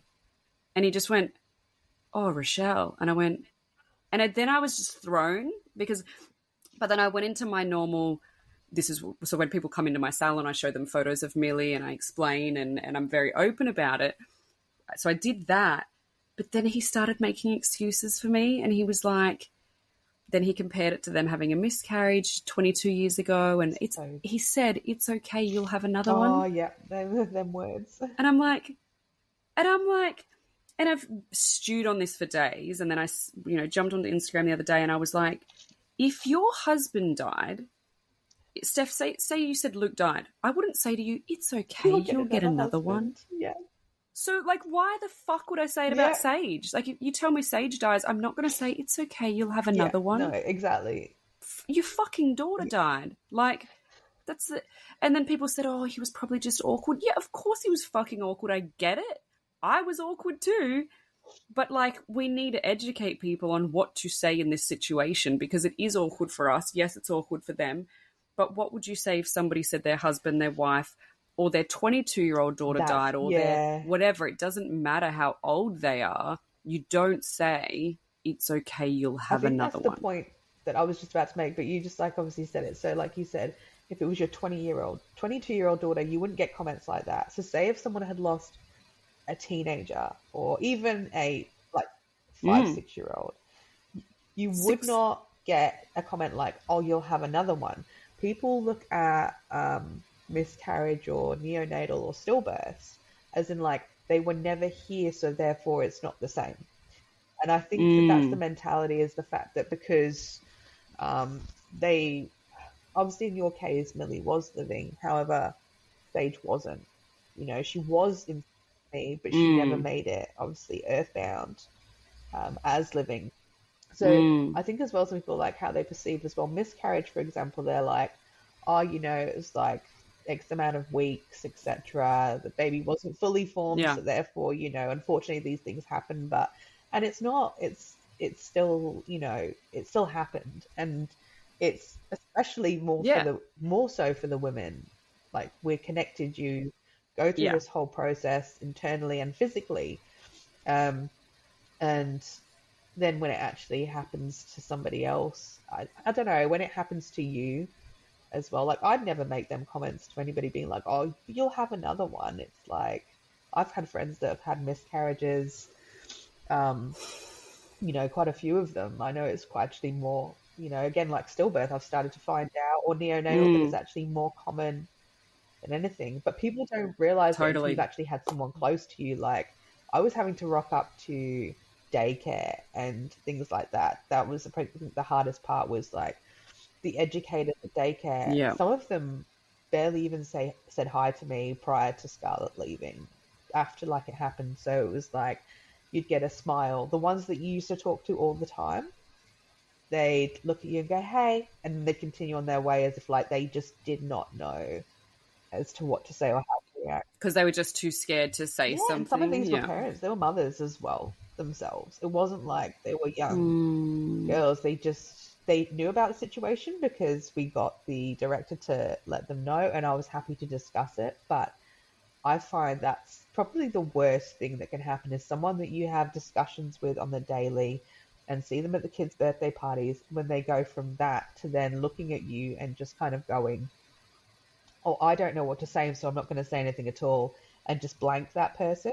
Whereas I've also had, which is my preference, is other mums coming up to me going, once I've had that conversation with them, they ask me the questions and they want to know as to what's, you know, what happened. And like, I've got one that I'm meeting up with tomorrow, or she's coming over to mine, and she had bub, like, was it a week or two before I had Sage? So she's coming over with him tomorrow. But yeah, it's just like, I would rather someone come up and have a conversation with me, because she didn't know how to react. Even she turned around and she goes, I didn't even want to be at the daycare holding him, thinking it was going to be a trigger for you. But I personally haven't found it to be triggering, because how I see other babies is that that's not what she looked like. That wasn't my baby. Yes, agreed. I'm the same. So I can look at other babies and go, oh, cute baby. Like, if they looked like Sage, then I'd probably be more triggered. Yeah. But because they don't look anything like her, I'm like, oh, what a cute baby. But, you know, I saw twins yesterday. That was bizarre. Like, I saw a very newborn when I was taking the Scarlett, obviously, to her first day at kindy, and seeing two of them so newborn. That was slightly triggering. I was like, oh, I don't know where to look. But at the same time, I was fine in some aspect. But, But yeah, I think the worst one that I had was when I think it was Scarlett's last thing, Christmas thing at the primary school, and there was a girl there, and she was in her teens, but they were like giving awards out, thanking them for helping them out with the little kids, and her name was Sage, and that was it. And I just went, oh, yeah. I was like, no. And I held it together. It was the first time I'd been out on an outing with all the other parents and seeing all the parents there in this massive community hall. And I'd held together, just being like sat at the back, just being like, okay, no one come talk to me, just like want to kind of do my own thing. And then I heard the name and I was like, and Luke had disappeared and I still had to wait for Scarlett. And I was like, where the hell's Luke disappeared to? I'm sat here and I'm going to burst into tears. But yeah, there's a lot. As you can tell, like I just kind of go on and I just kind of... It's great. It's good. It's just a thing. It's a thing that we all need, I think, is just to process it in different, like I said, like the triggers are there, but you just don't know when they're going to be there. It could just be a name. It could be seeing something in the sky. Yeah, I haven't seen a little child called Milli yet in terms of, well, I mean, a girl that I was friends with named her child Milli just a few weeks after our Milli, and she thought that would be... very hard. No, she thought that would be... She thought that would be special. I was like, please don't ever talk to me again. Did she... Like, we had literally... Wow, so she did that in honor of you in that sense? Or... Oh, wow. Yeah, that's... Yeah, I can't... Yeah, we've never met, but we were like friends through like social media and like our fertility specialist. So she had done IVF through the same guy that did my surgery. We've been chatting, and then she fell pregnant, then I fell pregnant, and then so she lost a baby like maybe 17 or 19 weeks prior to that.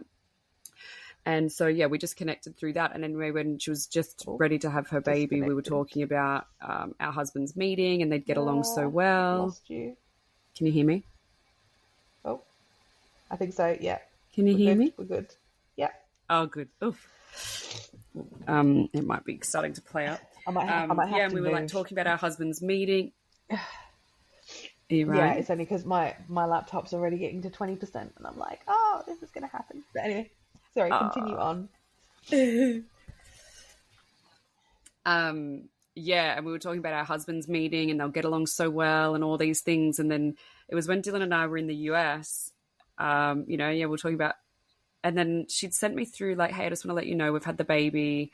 I just want to let you know before I put it on social media. I said, thank you so much. She sent me photos, and it was a little girl, and I said, oh my gosh, what's her name? And she said, oh, we haven't decided yet because we thought it was going to be a boy. So we had lots of boys' names. And so we were going back and forth with names, her and I.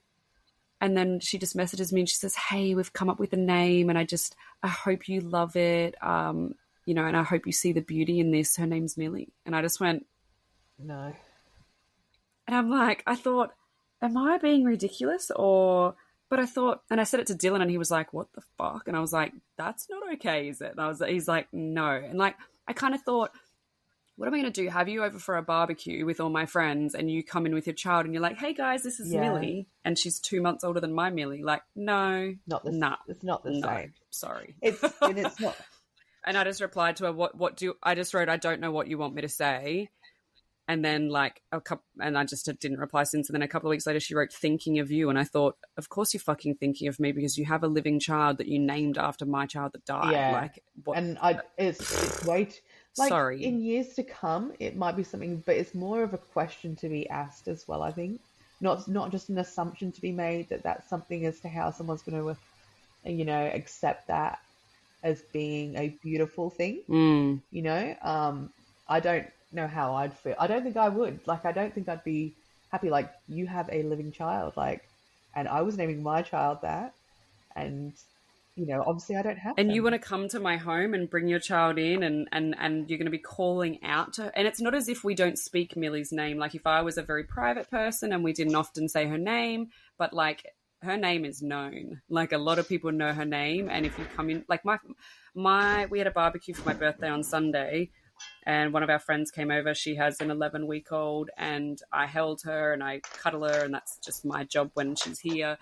And a cousin came over, and she was like, wasn't expecting me to be holding a little brunette baby, and she was instantly triggered and sad and just shocked, like shit, like I just wasn't expecting to walk in and see that.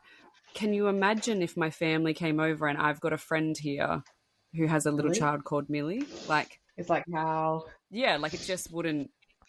I mean, if we met after, like, if I meet somebody now and their child's name's Milli, okay, wow, that's crazy. That's, but she named the child after. Oh, anyways, it's that's just a whole other thing. It's too soon for that. And I think that some people, like, I understand in people, like, saying things, not knowing what to say, but that's kind of a step in a completely different direction when you're, like, then naming your own child after somebody. And especially if you don't, like, as much as you know her, in some aspects, it's kind of like me naming, if I had another child, and being like, oh, Well, then I also thought, I was like, oh, maybe I wasn't as close to her as what I thought. But then in one of my episodes, podcast, I talk about my friend who donated precious wings boxes in the name of Milli. So when Milli passed away, this girl donated precious wings box in honor of Milli. So I'm like, okay, so we, and I talk about that. So whilst we'd never met, we talked online for over a year, very closely. We talked about,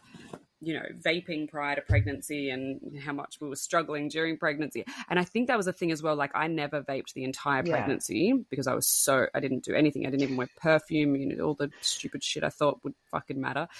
But she vaped, like, not a lot, but a couple of times throughout her pregnancy. And so, we talked about all of those kinds of things. And then I'm just like, so we were, closer than I'm. Anyway. But I get it. Anyway, I don't even think I'd be happy if someone called their dog Milli right now. No, it's true. It's one of them things, isn't it? Like, and as you say, like, maybe years down the track, you may be like, maybe something that you go, but at the same time, I don't think I'd be comfortable with either someone naming their animal Sage. But it happened with Scarlett. Someone had gone and named their pet after I'd had her, and it was like, why are you naming your, like, pet after my daughter? This is just weird. But sorry, let me just quickly switch on my thing. But that's okay. But even you saying that, like, it would be like you naming your child Milli now. One of the other girls in our community, she's lost a little boy named Louis, and she said since she's met me, she's crossed Milli off her baby list. She's like, it's just not, I won't be using it now. And I love the name Louis, and I said the same to her. I said, oh yeah, Louis is off my boys list now. So it's just, I mean, sadly, I'm interviewing so many people now, I'm going to have a very long list of names that I can't use, but I just wouldn't do it, like... I do. Yeah. And the thing was, like, Sage's name came from, it was one of my daughter's little friends, her mum. So she had a stepson that had that name, and I was like, oh my God, like, it's such a cute, diverse name. It's very different. And I was like, it's also boy or girl. And that's why obviously we didn't know what we were having at the time. Yep. So yeah, of course. But I think the bizarre thing when it came to obviously names, like, I had no idea, even Scarlett, I didn't name her beforehand. I think I named her on day 3 after she was born. And this time though, I'd mentioned the name, and me and Luke have always said, like, and we were like, no, I don't want to name it. And I was like, no, I'm not picking that name, Luke. And he'd be like, well, I don't like that name. And this was the one name that he actually turned around and said, I really like that name. And he started telling everyone that we were naming, like, this baby Sage. And I was like, why are you telling people that? I haven't even said that that's what we were going to be doing. That's such a commitment. Don't commit me to this. Telling people this. And that's why I find it, like, so many things that I've thought about. I'm like, he told people that the name of our child and things like that. And I'm like, with Scarlett, we didn't even know what she was going to be named. There's so many things that we did so differently in this pregnancy in comparison to with Scarlett that I'm like, oh, do I just like this next one? Because I don't have social media either. I think I'm kind of grateful I didn't have it, because no one knew I was pregnant, apart from those who I went to work with and who I still communicate with on a regular. I didn't put any posts up. I didn't have a baby shower. I didn't do all the things that most people do when they're so excited to have a baby. In hindsight, I feel like quite bad about that because I didn't get as hyped up as to what other people do. But I was the same with Scarlett. Like, I wouldn't have had a baby shower if it wasn't for my friends having thrown me, like, and said, oh, let's go and do something. And I was like, oh, I don't really, like, care for that kind of thing. But you don't like the fuss. I'm not like, for me, it was just kind of like, I don't know what it is. It's just, I was just kind of like, you know, I'm having a baby, and as much as, like, I love this baby, like, I don't want to just be spending and throwing all this money into blah, blah, blah. I know it's all about people coming together, and like, I didn't have a baby room. Like, I knew that with this bub, there'd probably be in our room for a time, and then I'd end up transferring them through into the spare room when it came the right time anyway. So we'd got all the stuff, but I didn't go out of the way to, and I was like, maybe that's what it was. Maybe I didn't put my efforts into painting a room and getting all excited. Maybe this is why. And you ask for them things, but you know, we'll see what, I guess, the future holds. You don't know what the future holds or when it's going to happen. That's definitely not true. Look at all this. I know. Do you think that, like, obviously, trust me, personal question, do you think that you will keep it that way? Or, like, for, like, when it comes to, obviously, you're going through the process now of, you know, IVF and things like that, you're getting prepared for it. Like, do you think that you'll keep the room the same, or will you find out what you'll be having and kind of go from there? I think we will find out what we're having. I think it will help with I found with Milli, it helped me connect to the baby more when I found out the gender. Like, I was always like that, they, them. And then when I found out it was a girl, I was like, oh my gosh. Like, so I was very, very, very connected. I think we'll find out what we're having. Yeah, I don't know, maybe it'll help with my anxiety or just help me connect or whatever. But I don't think I'll change anything. It sounds so dumb and awful, but I felt so stupid that I had so much and everything ready. So you're on the other scale where you think, well, I didn't have anything ready. I had every possible fucking thing. Like, I have a basket in here that was all the things I'd need if I was out driving.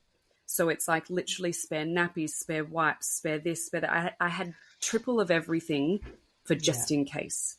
I had the nappy change, everything for the bedroom. I had one for, like, I was just so paranoid about being a bad mum or not being prepared that I had everything over prepared. So I don't need anything for this next baby, except for that everything is pink. So if it's a boy, he's going to be wearing a lot of pink. So, I honestly don't plan on buying a pram or a car seat. They're the only two things I need. I do not plan on buying them until the day I birth a healthy baby.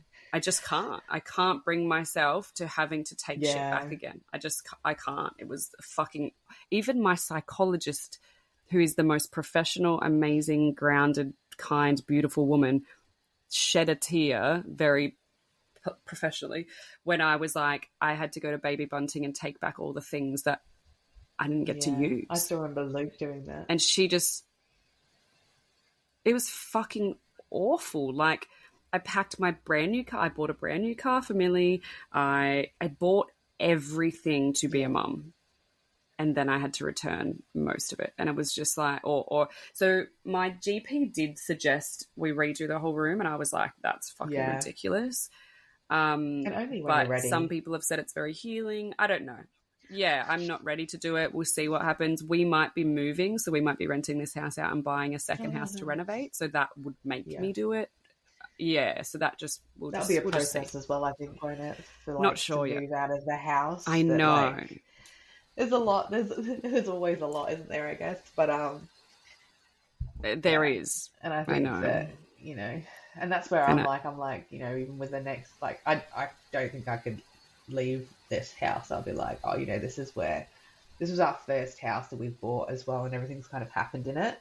So for me to, like, even do that, but I don't know as to whether this time round, if there is a next time, like, I can't, that's just me being hopeful. You never know what's going to happen. But it's like whether I'll then go, okay, spare room's gone. That's going to be baby room. And whether I go over and beyond, I don't know. But that's why I had all them, like, with that question for, like, Amy and returning back to work and all that kind of stuff. I think it's just your whole life you have to change as to how you navigate through all of it. But we will get there eventually, maybe. We will. I know there's so many beautiful women that have gone before us, and I think that's the only thing that gives, and that is the good thing about social media. I have times where I haven't been on since sometime yesterday because I was so overwhelmed with all the birthday stuff, and I just haven't been back on. But I know when I do, I'll have some beautiful women who have gone before me that will be like just, sending the most beautiful messages about how they survived their first birthday, or, when we're having troubles in the marriage, even my auntie said yesterday, why don't you go and ask like some of the ladies that have been there before you, like how to navigate this particular part? And I think, I do need to do that. Yeah. That'd be good. So, seeing them survive. Good to, like, like a little app, when you get, sometimes like, I think you can get apps where you just like reach out to mums, like, doesn't matter where you are in the world. I was even thinking about this the other day. Doesn't matter where you are in the world, because obviously someone will feel alone at some point. To like have an app where you can like reach out to other mums and be like, is anyone out there? I just need someone to speak to. Instead of it being like a counselling session where you have like bears of hope, like just to have other mums to be like, I just need someone who's not a counsellor and someone to just understand, for you guys to just bounce off each other. Just another mum that gets it. Yeah. But obviously that would be beautiful to have for like you just to hop on whenever you're feeling anything and just go, oh, here we go. But I guess that's what support groups are for. But and I think Amy did, that is a great idea, but Amy did say that they have that WhatsApp group with the Central Coast girls. And so if you have WhatsApp, they were going to add me to it as well, where it's just kind of like hey, I'm having a really griefy day, But I use social media for that a lot as well. Like I share a lot of shit. And then I'll also just reach out to a couple of the mums who I've interviewed before, or who I just have connected really well with, a couple that I really feel like I can reach out to and ask their advice on certain things. And they're awesome. Which is good to have. Like it's something that, but obviously with that, with the Central Coast thing, I would like to, but obviously I've got to go back to work soon, and I don't know as to when I'm going to be able to travel that time to be able to go down when they're available. So we'll figure it all out eventually. I'm just going through the motions of things as we do. So, totally. I know. Day by day. And I finally made it right. Yay! And do you have a little accent? You have like this sweet little. So I'm English. What is it? I came here when I was 24. I'll be in Australia for 10 years in April the 9th. But not many people realise that I'm even English anymore, because I don't know, I've just developed this really weird accent out of nowhere. I just hear it was about halfway through and I thought she's got a tweak of something, but I can't work out what it is. A lot of people think I'm from New Zealand or something, and then they're not entirely sure. But a lot of people don't put me down for English. A lot of English people that meet me sit there and go, nah, you're not. And I was like, actually. Yeah, it makes sense now that you say it. Yeah, been here for a while, developed my life, and here we are. So,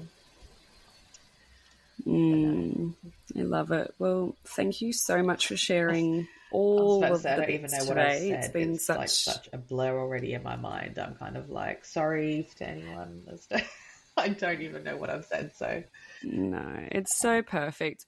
I think for me, I just like to summarize really quickly, and I just love that the things that I took away from it was you saying that it was sad for people that you used to always see all the time, and then they just wouldn't speak to you, and you'd rather them just have a conversation. Yes, it might be awkward, but just ask you all the things, ask you what happened, ask her name.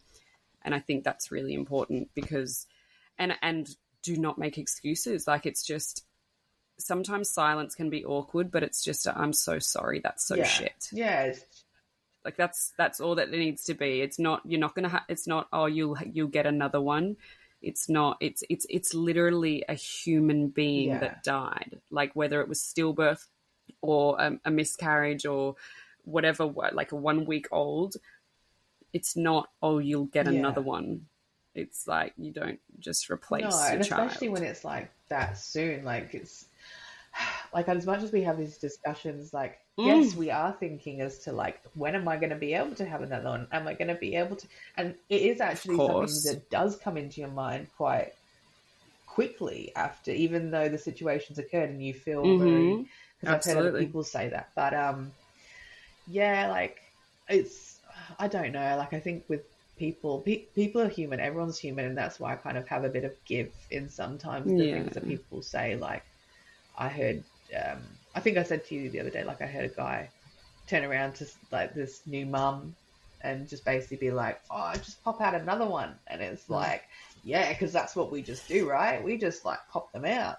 That's exactly how it works, mate. And yeah, I just think that people are very blasé to it, and I don't think anyone will ever have that mindset, as much as we'd love them to be more concerning and thoughtful about the things that they say, unless they've been through it. And it's not something that people think about, sadly, you know, and, you know, ideally it doesn't happen to us again.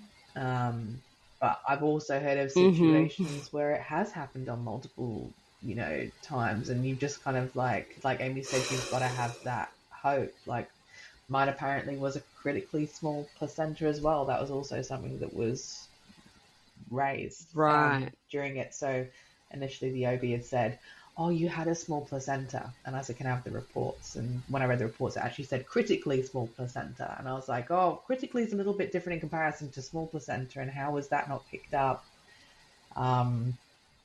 Exactly. Between that. Yeah. So there was another couple of things that were raised, but obviously I've been in here for some time, so I'm not going to necessarily go into it. But no, that's fine. It's fine. What were they? Again, which I think I mentioned at the cafe, was the fact that when I was speaking to the OB, she said that her growth had plateaued between the 32 week, or was it 33 week mark, to the last scan, which was the 37 week. So her growth had not gone up or changed in between that time. But no one had actually ever said anything to me, or said apparently wasn't concerning for them to look back on records. I'm assuming that they don't actually review the previous scans. I have a feeling that they look at the scan that's there in front of them and they go, everything's okay, no worries. But then when it comes to actually reviewing only on a situation like this, and they go, oh. And I remember saying to her, I was like, and that wasn't a cause of concern? Like, that wasn't a cause of concern, the fact that it grew? No, because she was in, like, the circle. So that's, like, how, because of the fact that her weight and everything was apparently in that. But then they also told me when she was born, she was very small. And I was like... And so she had no amniotic fluid, she had a critically low placenta, and she had plateaued in her growth since 32 weeks? Yeah, apparently from 33 weeks to the 37 weeks, the growth plateaued. And I'm just kind of... But did it... For me, I'm like, so... And I was like, so I don't get it. I was really confused at the time. And I was like... She goes, oh, if you go to any OB, they'll tell you the same. That it wouldn't have been something because it's, like, in that circle. And I just kind of went... How, like, do you even look at scans? Does anybody even look at them and check them against each other to be able to make sure that everything's going okay? Or do they just get the scan and review it at the time and go, yeah, that's... But then I was told that she was only under average. However, then when she was born, which was only a week beforehand, when she was born, I was told that she was a very small baby. And... So do you know what she weighed? What did she weigh? This is me now. I'm terrible when I don't even know Scarlett. I think that's tough. She was 2.9, I think. That's small. 2.9. Scarlett was 3.07 kilos. I remember that. But so she wasn't much smaller than Scarlett. Scarlett was as well. She was a 41, 42 week baby. So, but she was pretty average. Yeah, but yeah, no. So with Sage, she was they said that she was small, and then I'm being told by the OB. The only reason I found out it was critically small was because I requested the report. She never said critically small. She just said, oh, I can see that you had a small placenta. Like, it was dumbed down. It was made to sound as if, like, your placenta was small. And then when I got the report, and then me and Luke were reading it, Luke goes, wait, this says critically small. Like, how is that? Like, your placenta gets measured when you have your ultrasounds, when you have your scans, right? Yes. I don't know whether it's a continuous thing that they do in every scan or whether it's just on the initial to check your placenta. But I was like, how is something that's critically small not picked up? That's just for me. And I've heard it quite a few times where it's like small placenta and you're like, yeah, but why is that? You tell us that everything's okay. We're taking your word to say that the baby's size is okay and everything's all good. And then now you're telling me that now she's born, everything that we told you was a bunch of shit, so to speak. So I don't know if I'm going to be someone who looks into it. There's part of me that does have a lot of questions, and I'm waiting for the 6-month autopsy. If they actually contact me, because when I went in for my OB, they told me to send a complaint through about a few things and gave me the email address, and I got told I'd get a phone call the next day. This was by the antenatal coordinator. Yep, I'll give you a call tomorrow. Here's my personal email address. CC me in. I'm still waiting for that phone call. And that was at my 6-week appointment. And we're now approaching 5 months. I was like, okay, so you can sound empathetic and you can sit there and pretend to be empathetic because I'm mad at this moment in time, but you literally did not follow through, which was very clear as well, which is my whole concern at the time, was like, you guys are not empathetic at all. You're literally calling me after I've just gone and had a stillbirth, asking me if I'm still pregnant. Where's the follow-up on that with your staff? And she was like, I'm going to go across my whole staff and make sure that this. And I'm like, I guarantee that's a load of bunch of bullshit that's probably not been followed through with. I was like, that's probably how it's going to be. So I'm still yet to as well write that complaint. Again, it's on my list of things to do. But I think like all of us in hindsight, you see things that you probably didn't really think about it. Like your intuition's there to an extent. But I definitely, if I do get the chance again and we do obviously have another one, I will be on high alert with every single person, I think. I know. But I should say you'll probably be the same when it comes to your point. We all are. And then, we'll just kind of go from there. And just, I guess I listen to a lot of I didn't listen. When I record the podcast, I ask a lot of questions like, what was it like in your pregnancy after loss and things like that. And it is hard, and we do have a lot of anxiety, but what a lot of the girls say is like the feeling, like Amy said it the other day at the cafe, like holding Banksy after losing Lawson was just like this bittersweet but very healing thing, experience. So and I'm hoping that maybe one day both you and I will be able to get that opportunity again, where as well, like for healthy babies and all that kind of stuff. So, that's on the hope train. The hope train's there. We're just waiting to kind of get onto it and go. Did they tell you a certain time period that you're not allowed to because of the C-section? So, when I was at the hospital, it was like, you can't for like another 12 to 18 months. So technically, obviously, it won't be until at least September this year that I'll be able to. However, in discussions with my doctor, because they obviously went contraception straight away, obviously straight after, 2 days after, they're like, have you thought about contraception? I'm like, do you really think I'm even looking at being intimate with my partner at this point? I'm at this point just kind of like, nah.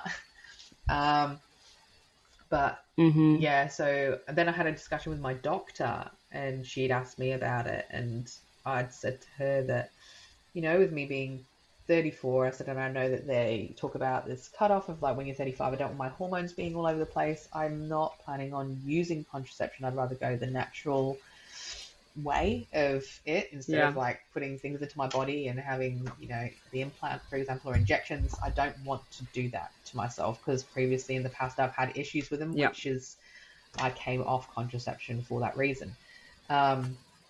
And she basically just turned around to me and she goes, I have no concerns, because I was like, she didn't say a time or anything. I said, but she just goes, you do what you have to do. She didn't say don't do it at this point. And I'm very conflicted on it. Like, I've heard of people who fallen pregnant a couple of months after, for example, with Amy, obviously, I don't know if Amy had a vaginal birth. I think she did, didn't she? Or with... I think she did, but yeah. they still actually say with vaginal births, it's not just C-sections. It's also with vaginal births. They also still recommend that period of time in between. That's right, because of body potential prolapse and all the internal damage and, your uterus contracting back down, etc. So all this kind of stuff, like with the pulling of the wall and like placenta, because I had that with Scarlett. My placenta came off the wall during labor. So all this kind of stuff. And I just think it doesn't matter if you have a vaginal birth or a C-section. Of course, we want to limit it because we've been through a traumatic experience, and I don't want to put myself in a situation where I go through that again because I've decided to just be blasé about it and go, oh, I just want to have another baby, I'm just going to go do it. But you do hear of a lot of situations where people are like, they've just had a baby and they fall pregnant very quickly afterwards and they have another healthy baby. And again, after that, they just, they don't wait. Yes, some people do wait that 12 to 18 months, but there's also a lot of people that you see that have babies like very, very quickly soon after. And things can still go wrong even if they wait a long time anyway. Like, my whole thought is like, our path is already set out for us, and I just think so some of the girls I've interviewed are like, oh yeah, I fell pregnant accidentally 3 months later after a C-section, and they went on to have healthy babies. This is girls I've interviewed that lost babies as well. But I'm like, you know what, I'm at high risk of uterine rupture forever now because of my T-incision that happened during Milli's birth.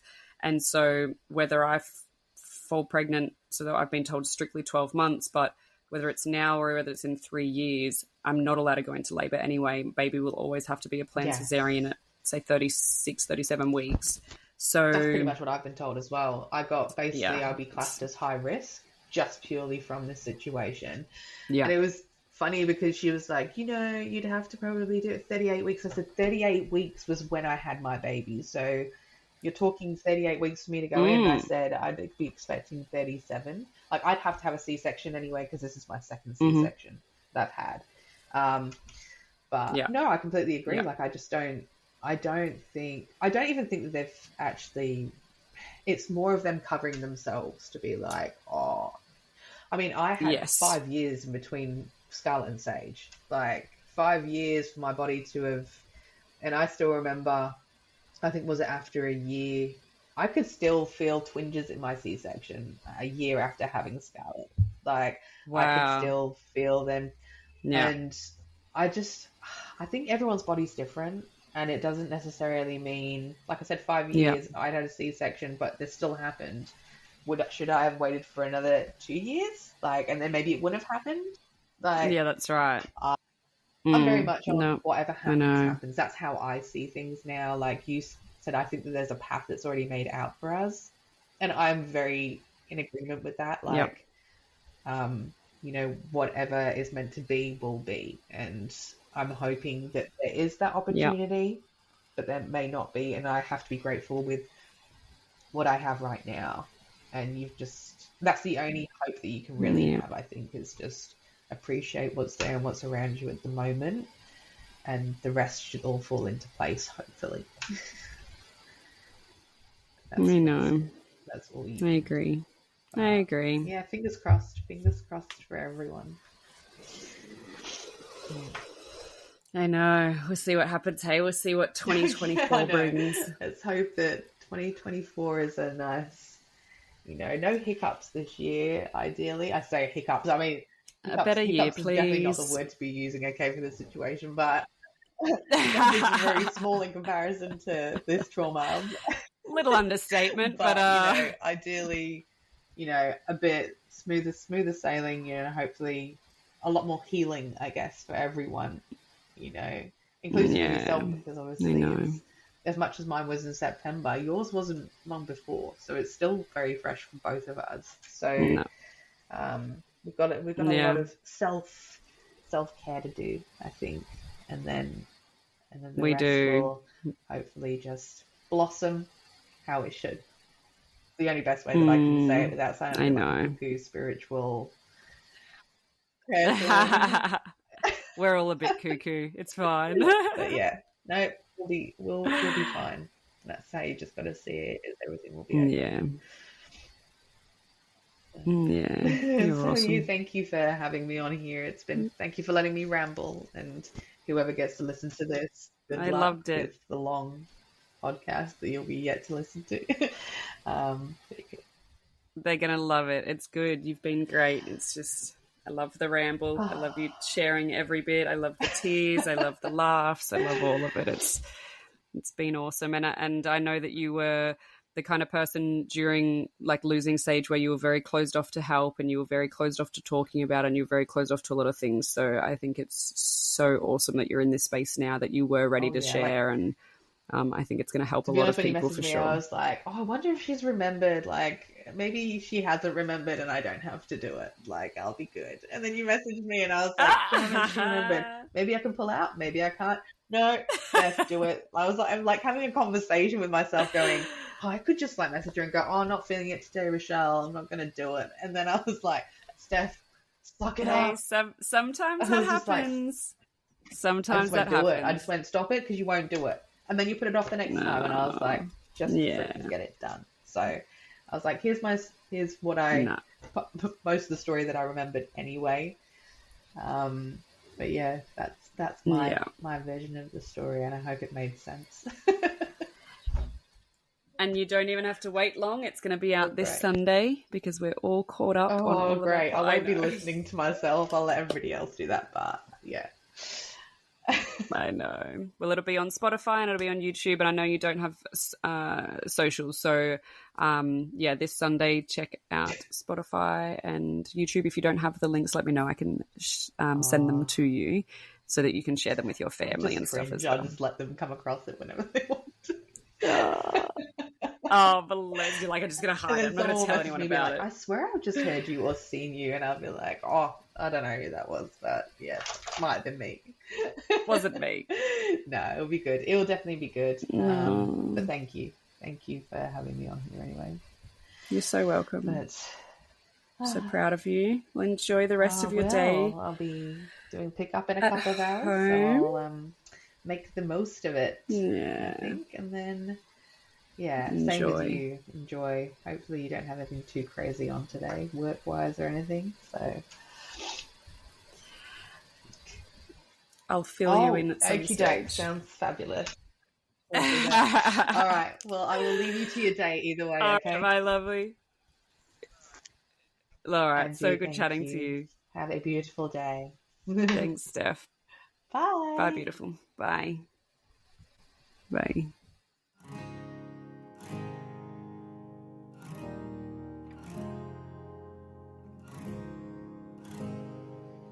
Thank you for listening to Little Life, Big Loss.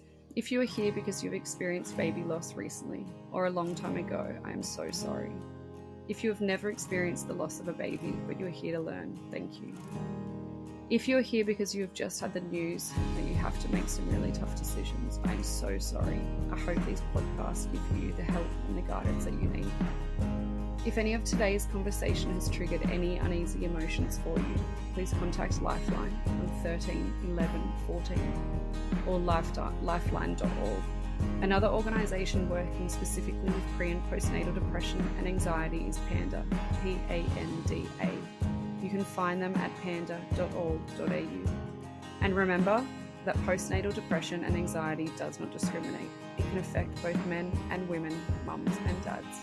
Please seek help from your GP, psychologist, your local hospital, a midwife, OB, Lifeline or PANDA. I love you and I miss you, man.